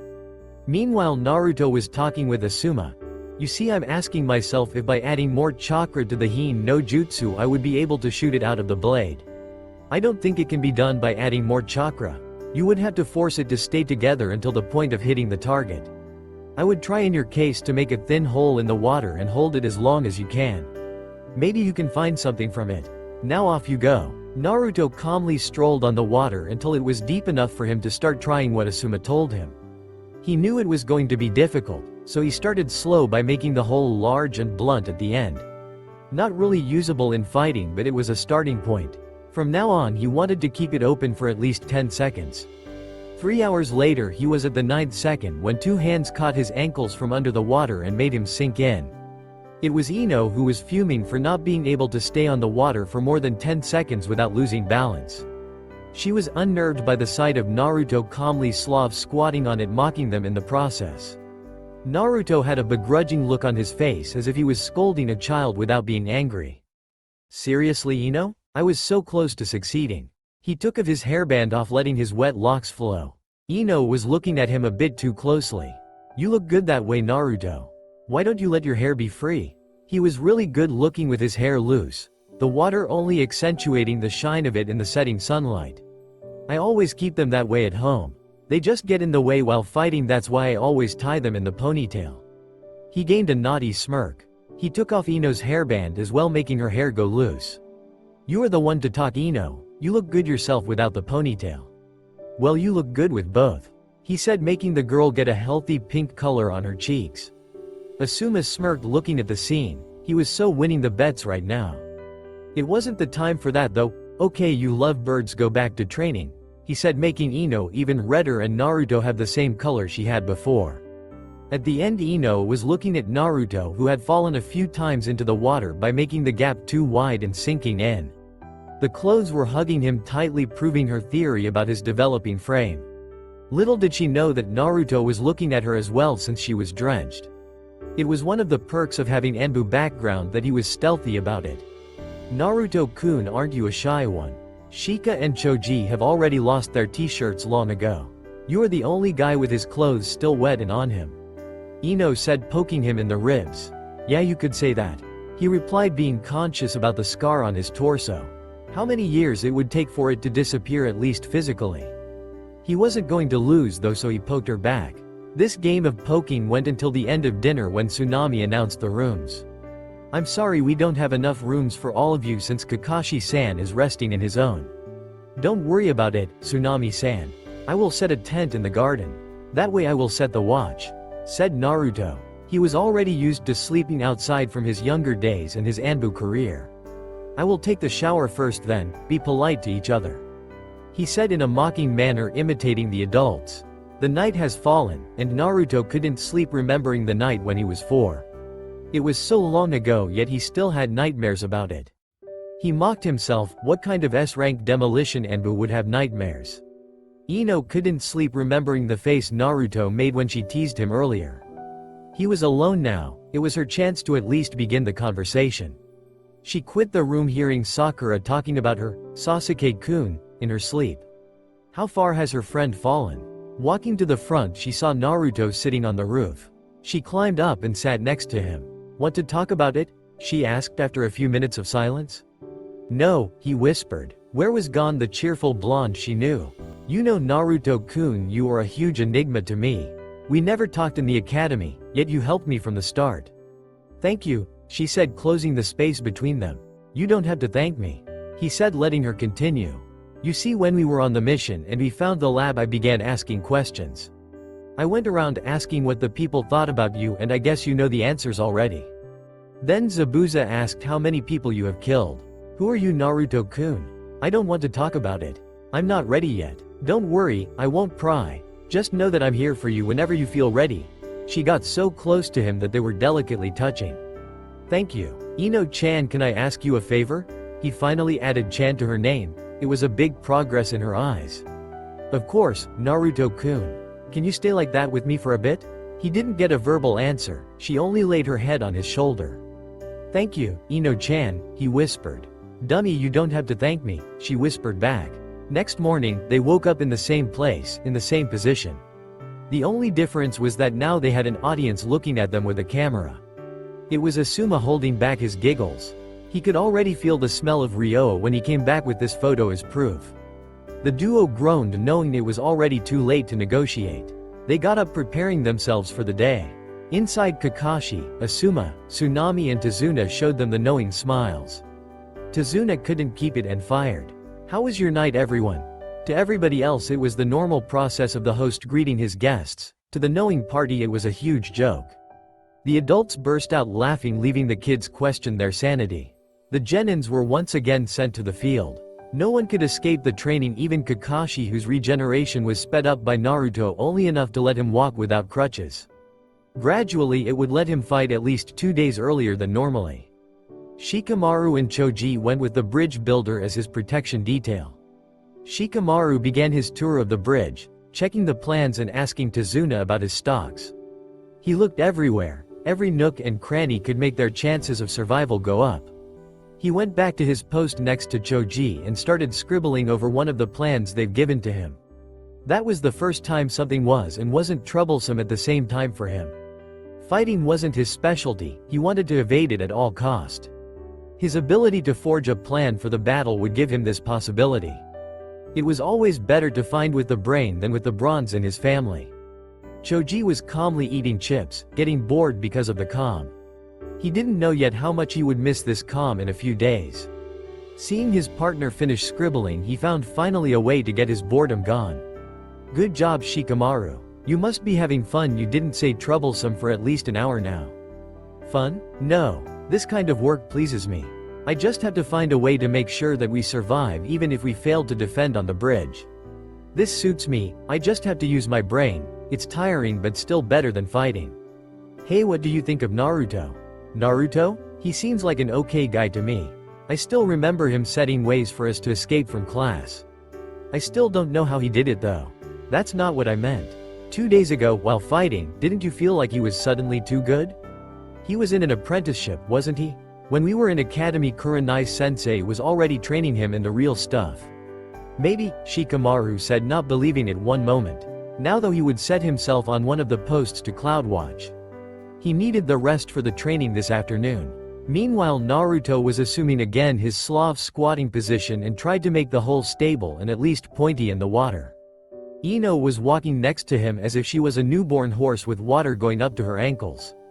She was asking herself what Naruto was hiding under his shirt because she was sure it wasn't his chest.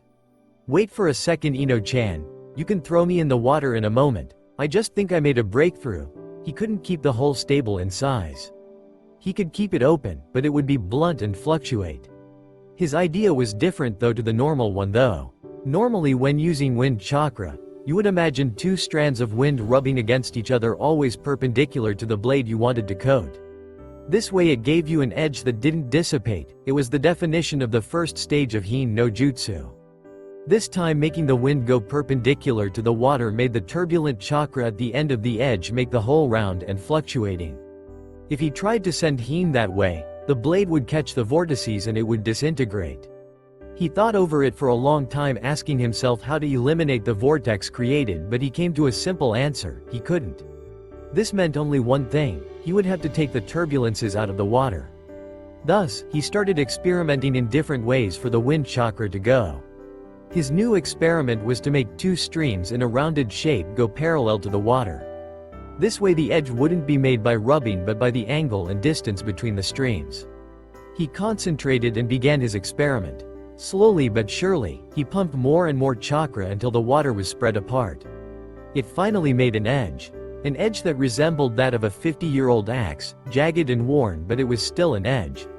He completely forgot about Ino behind and stopped the chakra. It was the moment to attack. Ino pushed him only a little since he was already crouched. It didn't have to be much to tilt him and fall into the water. Ino began laughing at him until he decided to take revenge by pulling her in with him. They started laughing together. On the shore, Asuma was laughing as well because the others would have to pay up. Time skipped 2 days. Naruto was talking with Asuma and Kakashi when his clone came back with an answer from Mizukage. They read it together and had to become poker-faced if they didn't want to start rolling on the floor. Zabuza had quite an ordeal out of it. Kakashi: I will go inform Zabuza and heal him. We are going to need all the help we can get. He made once again his clone to not arouse any more suspicion since he already was talking with Asuma and Kakashi a bit too often for some of the other genin tastes. Namely Ino and Shikamaru. He sprinted to the cave and knocked on the door. This time he wasn't going to enter as if he owned the place. There were ninja inside. Yo, Zabuza, Haku. I have some good news for you. Here, take the letter. He started reading, "Your status as Nukanen is revoked as of now. You're to return after completing your first mission as a Jonin of Kiri. Blah blah blah, PS. I'm waiting for you Zabu-kun. Signed 5th Mizukage Maid Terumi." On the bottom there was an imprint of her lips with a heavy amount of pink lipstick. "Maid-chan has become the 5th? Maid-chan?" asked a puzzled Haku. "Long story short, we dated before the coup. I didn't know she led the rebellion. I still remember when we were kids, she was strong, but this is new. She's going to chew my ass so hard for not coming to see her." Zabuza started shivering. This was new as well, a hardened assassin was shivering. "You have your news, and since she accepted, let's get you out of bed to get the rust out of your joints." Naruto ignited the yang in his hand. Zabuza was scared of what he would do, but the warm feeling of the flame healing him made him comfortable. Zabuza jumped out of the bed, making all kind of moves he wasn't able in the bed. "Ha ha ha, who would have thought that my ex-enemy would heal me now? Come on, let's go kill Gato." "Sorry Zabuza, we can't for now. We need him alive to get all of his bank accounts and his slave trading routes. That's the second Anbu mission I have. Now go training, I will contact you next Friday to explain the plans. Inara is making them. See you later." He walked away waving to the duo. Naruto went back to Kakashi and Asuma giving a short report and prepared for training. He was so much closer to developing the new technique that he was too giddy to not continue. He missed this rush since he started training with the clones that sped up the training. Later that evening Naruto was close to making the edge finer, still that of an axe, but a sharpened one at least. That was a huge progress. Ino came to him finally standing normally on water. "How's it going?" "Surprisingly good. You are finally walking on water, good job." He told her, but she shook her head. "It's not the time to self-congratulate, I have still a long way. I did it before the others because my chakra reserves are smaller. I need to train more." The drive this girl had was astounding. She took what Naruto said during his introduction to heart and became better 2 steps at the time. "We are going home now, the dinner should be ready in about 20 minutes. I will stay longer, I want to perfect this step. It shouldn't take long now." She nodded and skipped on the water to Tazuna's house. Sensing no one nearby, Naruto could finally do what he wanted, go full out. He pumped a great amount of chakra, making the hole at least 25 meters long. This has let him see the shortcomings in the edge much easier since it gave him a zoom-like option. After the 6th try he fell into water. He took of his hairband off, slicking his hair to the back of his head with a hand. That should be enough for today. He got out and made his way to the house. Outside there was already a towel waiting for him. Drying himself he entered inside. Everybody, even Sakura and Sasuke, were around the table. Shikamaru, seeing the blonde arrive, took out the drafts for the bridge with his notes over it. "Naruto, come here, I found something that may let us live if something happens." Tazuna said he has enough materials to build at least 50 more meters of the bridge. "Now look here, the bridge is sturdy." This put a proud smile over Tazuna's face, then he lost it when Shikamaru continued, "Too sturdy for my likings. The pillars don't have any weak points, they would take a considerable amount of damage before collapsing.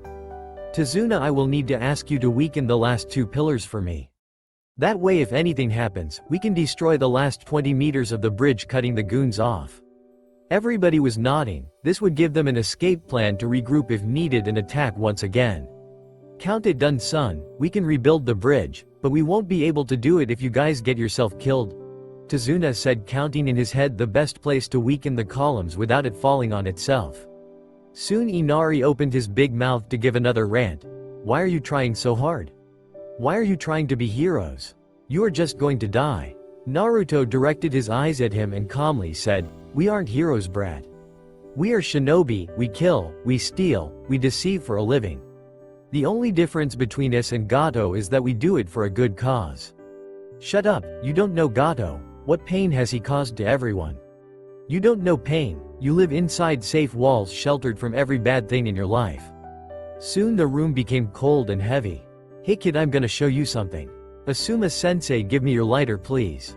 Inari wanted to run, but the cheerful, yet cold voice of Naruto made him stay. Naruto lit the lighter and put it against his skin for a good 30 seconds. His hand was charred and he didn't even flinch. 30 seconds later there was nothing, no scar, no red skin. "What do you see?" he commanded him to answer, still having this cold voice and the deranging smile on his face. Nothing, he gulped, fearing for his life now. The guy before him was insane. Everyone else was looking at Naruto. Kakashi, Shikamaru and Asuma were already preparing jutsus to stop Naruto just in case. Naruto took the borders of his shirt and started lifting it up. Ino would be happy seeing that, but the situation wasn't letting her. Soon the ugly scar on his torso has showed, still as jagged as all those years ago. Ino looked at it. This was what he was hiding all this time. I got this scar when I was younger than you as birthday gift. What do you think would need to happen to give me this thing if the burn you have seen before healed, leaving nothing? I don't know. I'm a monster to my village, so on my 4th birthday some sicko decided to see if I was human inside. He opened me up with a broken bottle and looked inside for so long that I was losing my humanity out there.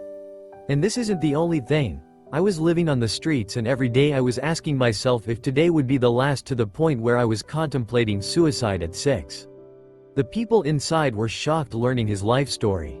Ino was getting some of the answers she wanted for so long. She would have preferred if she never asked those questions.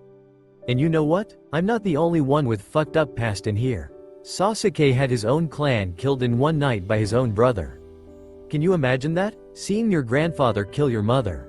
Then there is Kakashi Sensei, who was enrolled into the shinobi program at 6 to fight in the war. When you were playing with toys, he was killing for his country. So, tell me if we don't know pain. He was left without an answer. Kakashi was thankful that he didn't mention his dad's suicide. Sasuke was feeling a bit for the blonde. Ino was on the verge of crying and Tazuna stopped drinking. Kakashi Sensei, I'm going out before you have to use those jutsus you prepared under the table. Bye. He left, slamming the door. Kakashi-san, why would someone say that Naruto was a monster? Was what he told true? Naruto is a special case. A fate was put onto him at birth that made all the village despise him. If you ask anyone for him, they will only call him things like monster or ask why he wasn't killed yet. I'm sorry, but I can't tell you more. Ino left the table in the direction of the door. Asuma tried to stop her, going after him to no avail. He needs someone. He may be showing a brave face, but he's hurting inside. I'm going to see him. Ino followed his trail that he didn't even try to mask, as if wanted to be caught. She went after him to one part of the woods where she has seen him with his sword in hand. He opened his eyes and cried, 6th stance. Grasscutter. It was like an instantaneous heen that was so long that it was going out in only a few seconds. Soon he did a horizontal slash, cutting the trees around him. He continued the slash until he has seen Ino in the way, stopping the attack. Ino-chan, what are you doing here? You didn't tell us not to follow you, and you didn't cover your tracks, making it seem like you wanted to be found. Did he really do that? Maybe his subconscious was giving him a hint.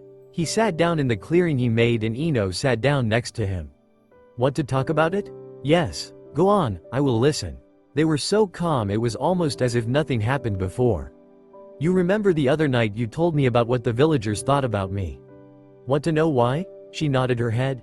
When I was born, it was the day of the Kyuubi attack. They tell us in the academy how the Yondaime killed the beast. He didn't, he sealed it in a newborn infant. It was my lucky day because I was a perfect choice. He chuckled, trying to make a bad joke out of it. I have the Kyuubi inside of me.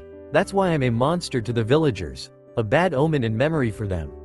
You must be feeling the same, right? He was already used to people making a 180 turn when they learned about it. Instead, she put her arms around him, making him know she didn't. Finally, someone his age accepted him. Thank you, Ino-chan. Dummy, I already told you not to thank me. You aren't a monster in my eyes. You're this big goofy teddy bear of a teammate and friend of mine. Ino-chan, I think you have the right to know more about me and yourself now.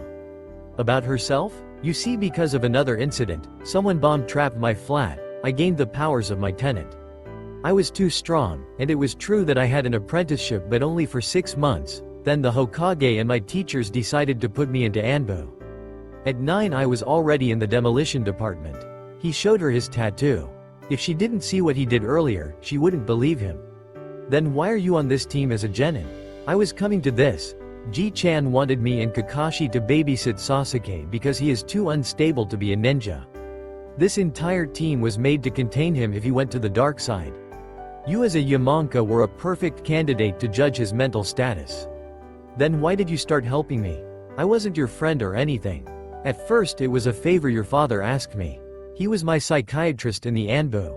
After all, it wasn't a good idea to let a 9-year-old kill so many and not give him mental support. But then you showed that you wanted to prove yourself, then I just kept doing it of my own will. Anko Nay isn't calling you a brat anymore, you know? He laughed at it. Thank you for telling it to me. Now you are the dummy, I told you the same before. Now go back to the house, I will cool down here. No, I will stay with you. Thank you, dummy teddy bear, she said, and Naruto reciprocated the light hug she was giving him. Next morning, they woke up lying on the floor hugging each other, with Ino being particularly strong with her hold. You really are a teddy bear, you know, Naruto-kun. Your body is so hot all the time, it was like a warm blanket. Good morning to you too, Ino-chan. Their waking ups were stopped by a cough just beside them. Haku was staring at them with a smirk. Aren't you a ladies' man, Naruto, already taking them to the forest to sleep together? She said, making the duet blush like tomatoes. Not funny, Haku. What are you doing here? Oh, just picking some herbs to make poison for the battle. Naruto-kun, who is she? Asked Ino, not exactly knowing what was going on. You remember the hunter Nin that took Zabuza? It's her. You remember when Kakashi and Asuma told us about operators who have struck a deal? Well, that was me. He explained her, we should go now. I can already feel the smirks of the adults on my back. Bye Haku, till Friday. He waved to her as she continued picking up herbs. Coming back, it wasn't only the adults but Shikamaru and Choji as well who had trouble holding their laughs in. What was so funny at trying to have a male-female relationship? Ever since he told Ino the truth about her mission in Team 7, he needed to inform Kakashi. He took his plate and started eating, feeling the stares from everyone. Only Sasuke and Sakura were doing something else. Namely, Sasuke was imagining his brother missing a limb, begging Sasuke for mercy, while Sakura was pestering Sasuke. Come on guys, let it out. The longer you stare, the longer we're going to be in here. Naruto lamented. Asuma was the first one to ask. So, what happened between you guys yesterday? You haven't come back this night. This had two goals. The first one was to embarrass the teens. The second one was to know how much money he would get, because there were secondary bets on this couple. Like when they would kiss or start dating. Nothing, well, nothing serious. Ino helped me calm down yesterday and we hugged till we fell asleep. Happy now? Ino was blushing at the declaration of what happened yesterday. They only shared a hug. Yes, just a friendly hug. Naruto meanwhile was tapping his fingers in irritation.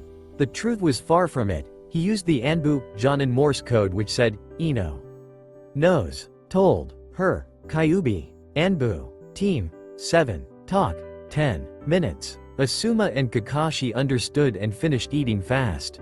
Asuma asked if anyone wanted to smoke with him, making a diversion. Kakashi and Naruto went with him. Shikamaru was the only one to not cast this event aside as a simple way of relaxing after yesterday's ordeal. It only assured him that Naruto and the Jonins were hiding something. Ino was probably involved somehow. He hated this head of his for thinking about it against his will. Now that he was closer to the answers, he wouldn't stop midway. Outside Asuma, Kakashi and Naruto were talking quietly while smoking. It appeared that Kakashi had a small hole in his mask, just large enough to put the cigarette in his mouth. He would need to clean it though, or else it would stink too hard for his tastes. We understood that you told Ino about your identity and her role in the team. Care to tell us why? Kakashi said while coughing on the smoke. Simple, she saw me using the sixth stance as well as my eyes. She has gotten strong enough to handle the truth about her role. The truth about 13 years ago was just a bonus. He answered, exhaling the smoke. He didn't know how people like doing it, it tasted like ash. If you trust her enough, that won't be a problem, but since she knows, we need to train her harder. Not like a normal genin, but as someone who can be useful in the least to seasoned Anbu.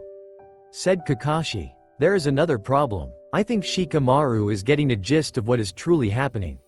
What should we do about him? Said Asuma, tasting his premium smokes. Ah, the perks of being a high-ranked shinobi. Civilians in lower ranks would have to pay a fortune to get their hands on this stuff. He's smart, too smart for his own good, I would say.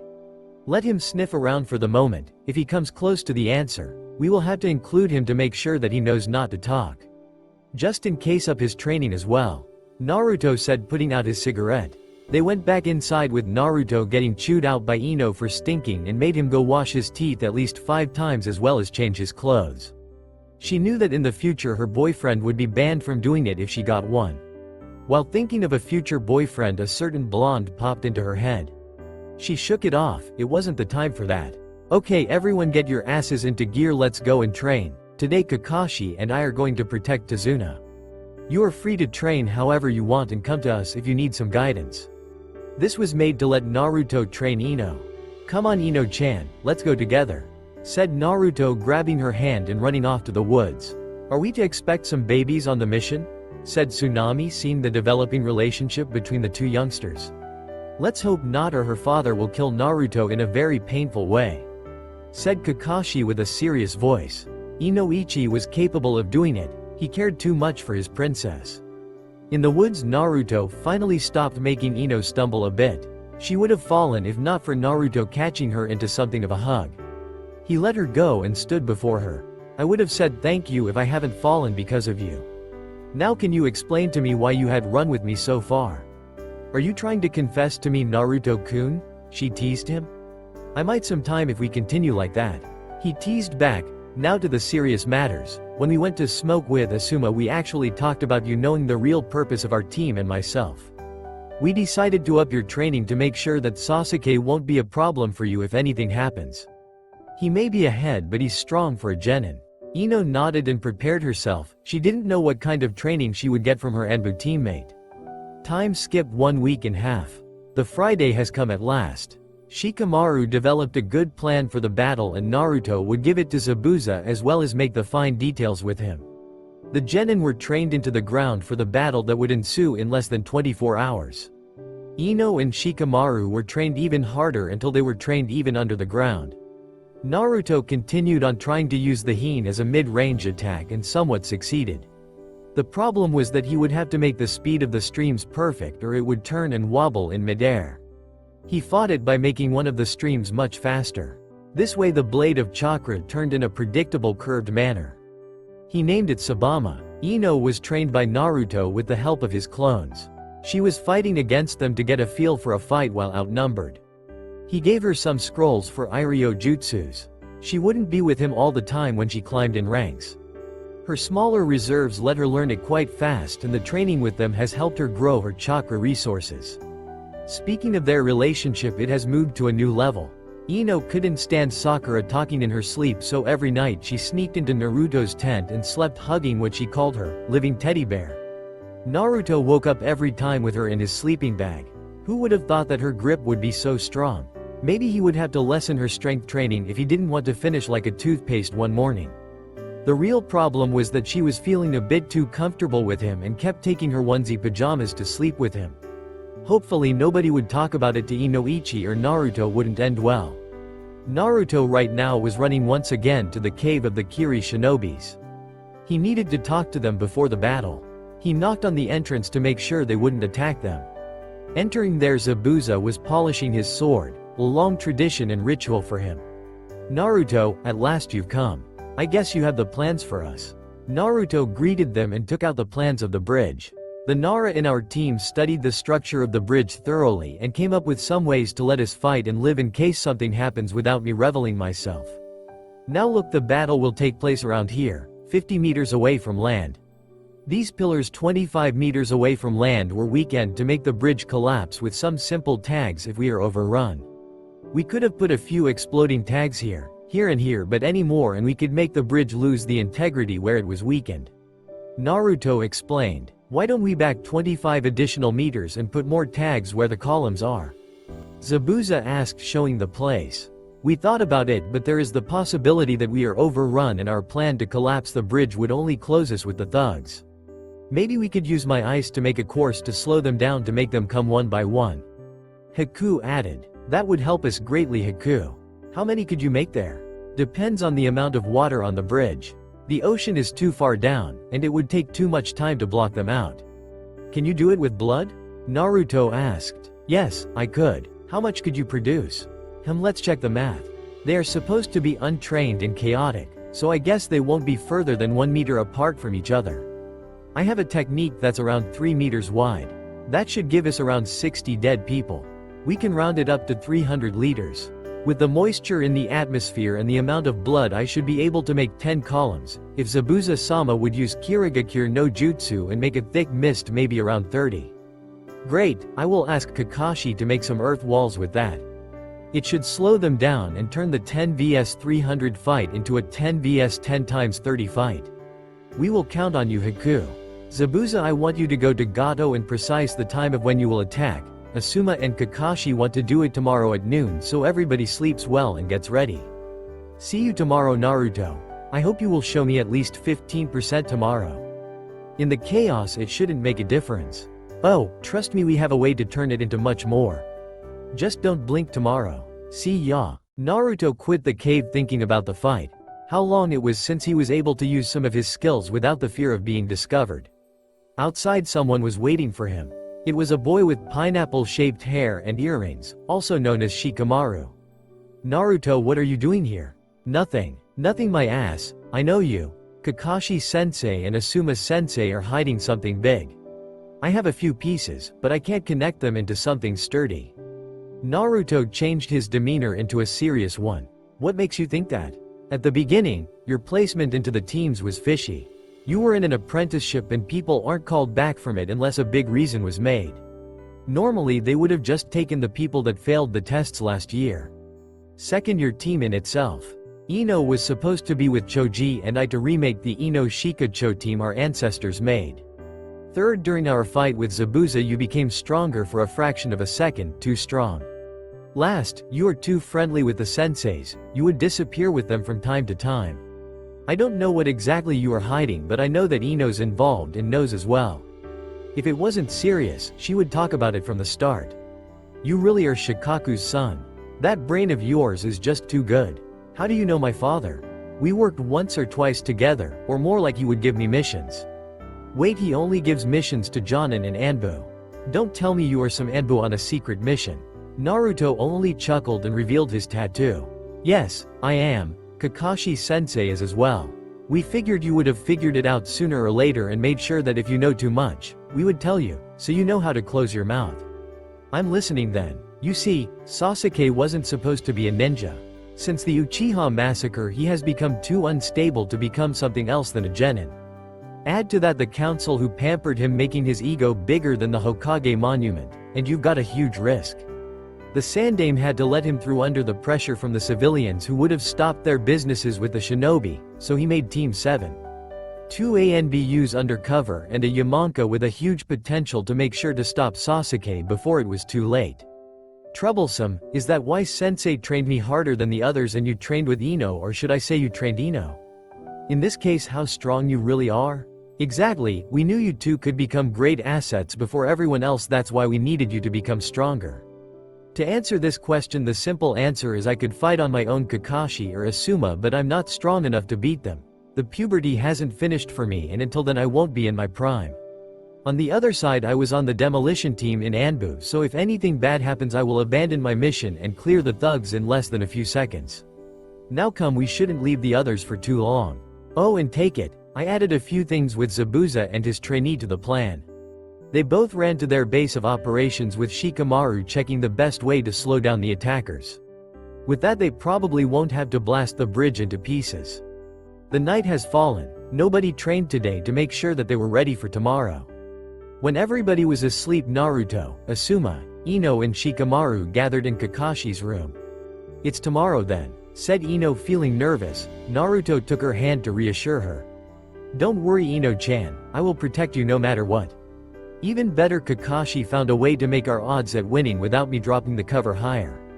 Everybody in the room was looking at them, waiting for the moment they would get together finally. What is he talking about, Kakashi-sensei? Asked Shikamaru. I will use a genjutsu that will make the others see Asuma, Zabuza and I killing the thugs. Meanwhile, Naruto will let loose for a few seconds to make the fight more even. Shikamaru, Ino, we don't expect you to rush in. You aren't exactly frontliners, but your abilities will let you protect the client when some of them bypass us. Ino, you learned a few medical jutsus, we will fall onto you if any of us get hurt. Shikamaru, I believe you are good enough to coordinate the other genins. I know that Choji believes in you as well. Asuma said. The atmosphere was getting lighter and lighter. Who would have thought that Jonins were so fun to be around? After the meeting everybody went back to beds. Ino went to the toilet since everybody knew she would sleep with Naruto. Shikamaru took Naruto aside. Promise me, you are going to protect her. Our families are close to the point where Choji, Ino and I are like siblings. Don't worry about it, I won't let anyone harm her. Shikamaru smiled and went back to his room. Naruto waited for Ino and they went to bed together. For the first time he hugged her first. Don't worry about tomorrow, if anything happens, I will save you and everyone else even if that means showing my true identity. It would probably destroy the team and make me go back to normal roster as a Jonin. If that happens, how about an apprenticeship? He asked jokingly. I would love to, Naruto-sensei, she answered, teasing him. She hugged him back and both drifted away. Next morning Naruto woke up with Ino laying on him. How did it happen? He had to admit though that she looked cute with her hair loose and her penguin onesie. He decided to let her sleep at least 15 more minutes until he woke her up by petting her head. He was asking himself if he was developing stronger feelings for her than simple friendship. She opened her eyes, fluttering her eyelids adding to her cute appeal. He was sure that in the future she would be a real beauty. Naruto blushed at the thought but controlled himself. Good morning, sleepyhead. We should get up and prepare for what will happen. She nodded and steeled her nerves. Naruto was with her and she was sure nothing would happen to her.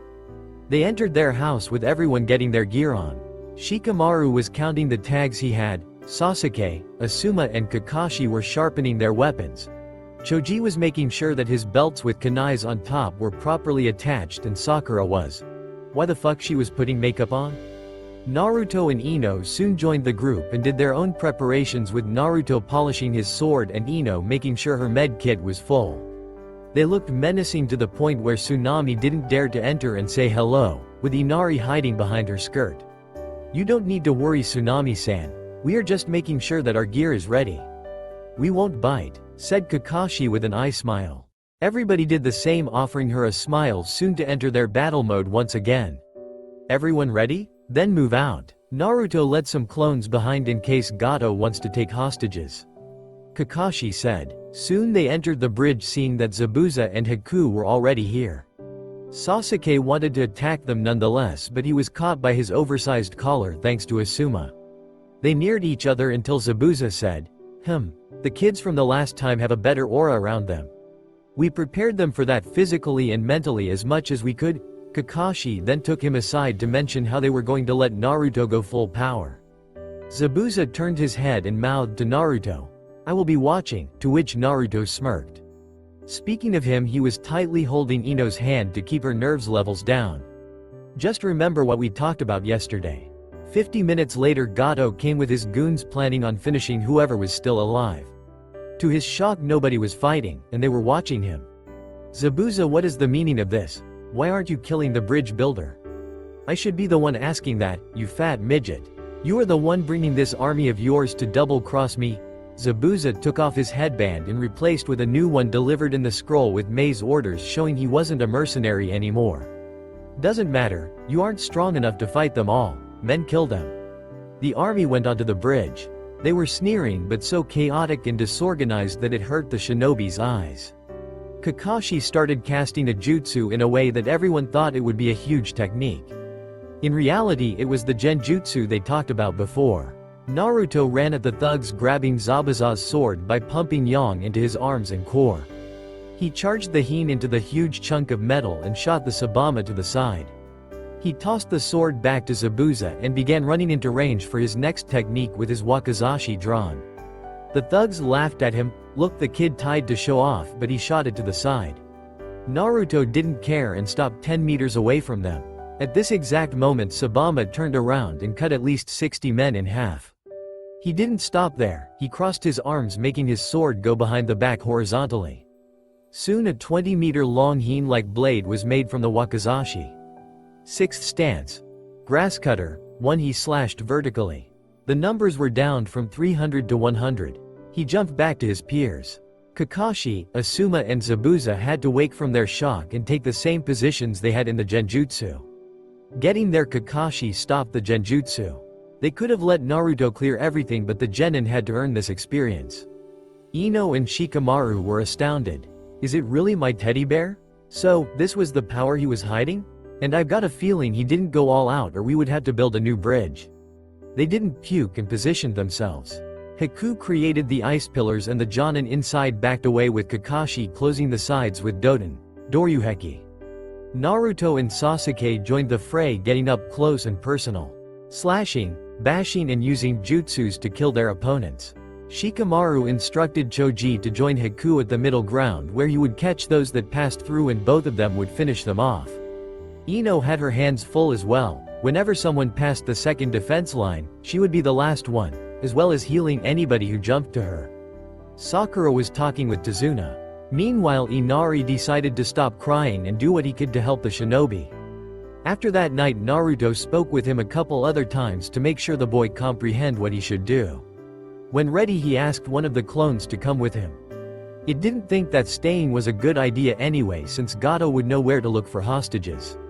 The clone took Inari and Tsunami, leaving a few others behind to protect the house. They knocked on every door explaining the situation. Soon everyone was doing something to help. Men, women and children were making barricades out of anything, blocking the possible escape for the thugs from the hands of the shinobi, and positioned themselves with makeshift spears to stab anyone who ran back. Sasuke was getting too giddy.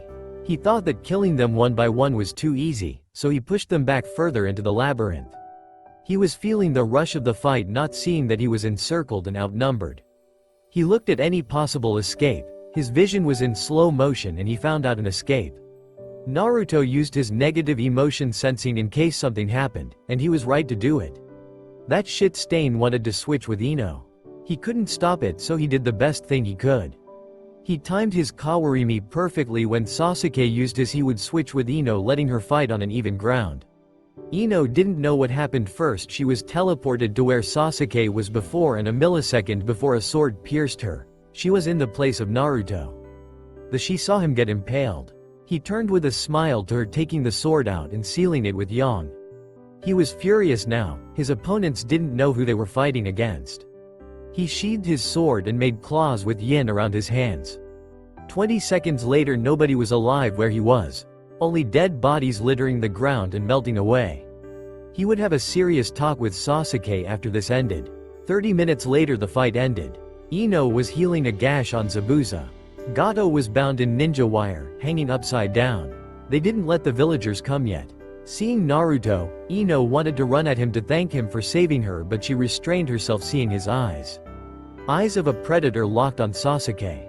Sasuke, what have you done before with Ino? She should be thanking me to be useful to me. Yeah, that's right, said Sasuke and his lapdog. Naruto didn't care what happened afterwards.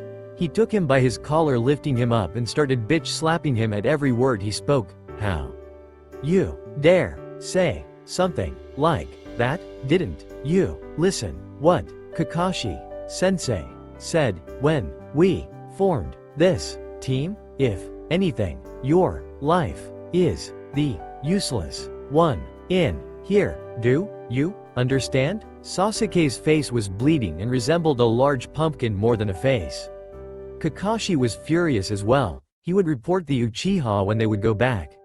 Zabuza was laughing at the Uchiha. Even he wouldn't have done something like that, and he was called the Demon of the Mist. Naruto dropped him to the ground and said, "That was the second education lesson.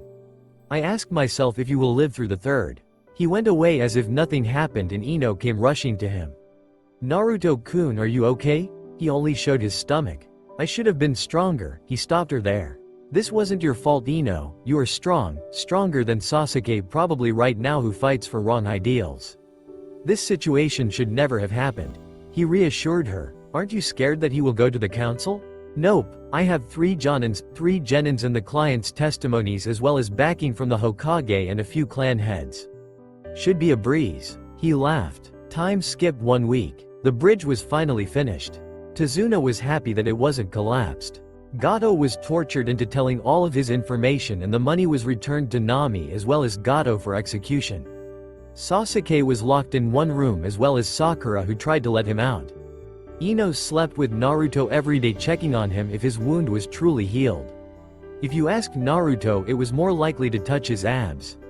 It was time to part. Everybody said goodbyes, with Zabuza and Haku leaving earlier this week for Kiri. Team 7 and 10 were now heading out when Inari came to Naruto. You've proved me wrong, Inari. There are heroes in this world and you are one of them. If not for you, the battle would have been longer and tougher. Become strong, no stronger since you are already strong. They turned on their heel and finished finally their first C turned a rank. What should we call this bridge? Asked Tazuna.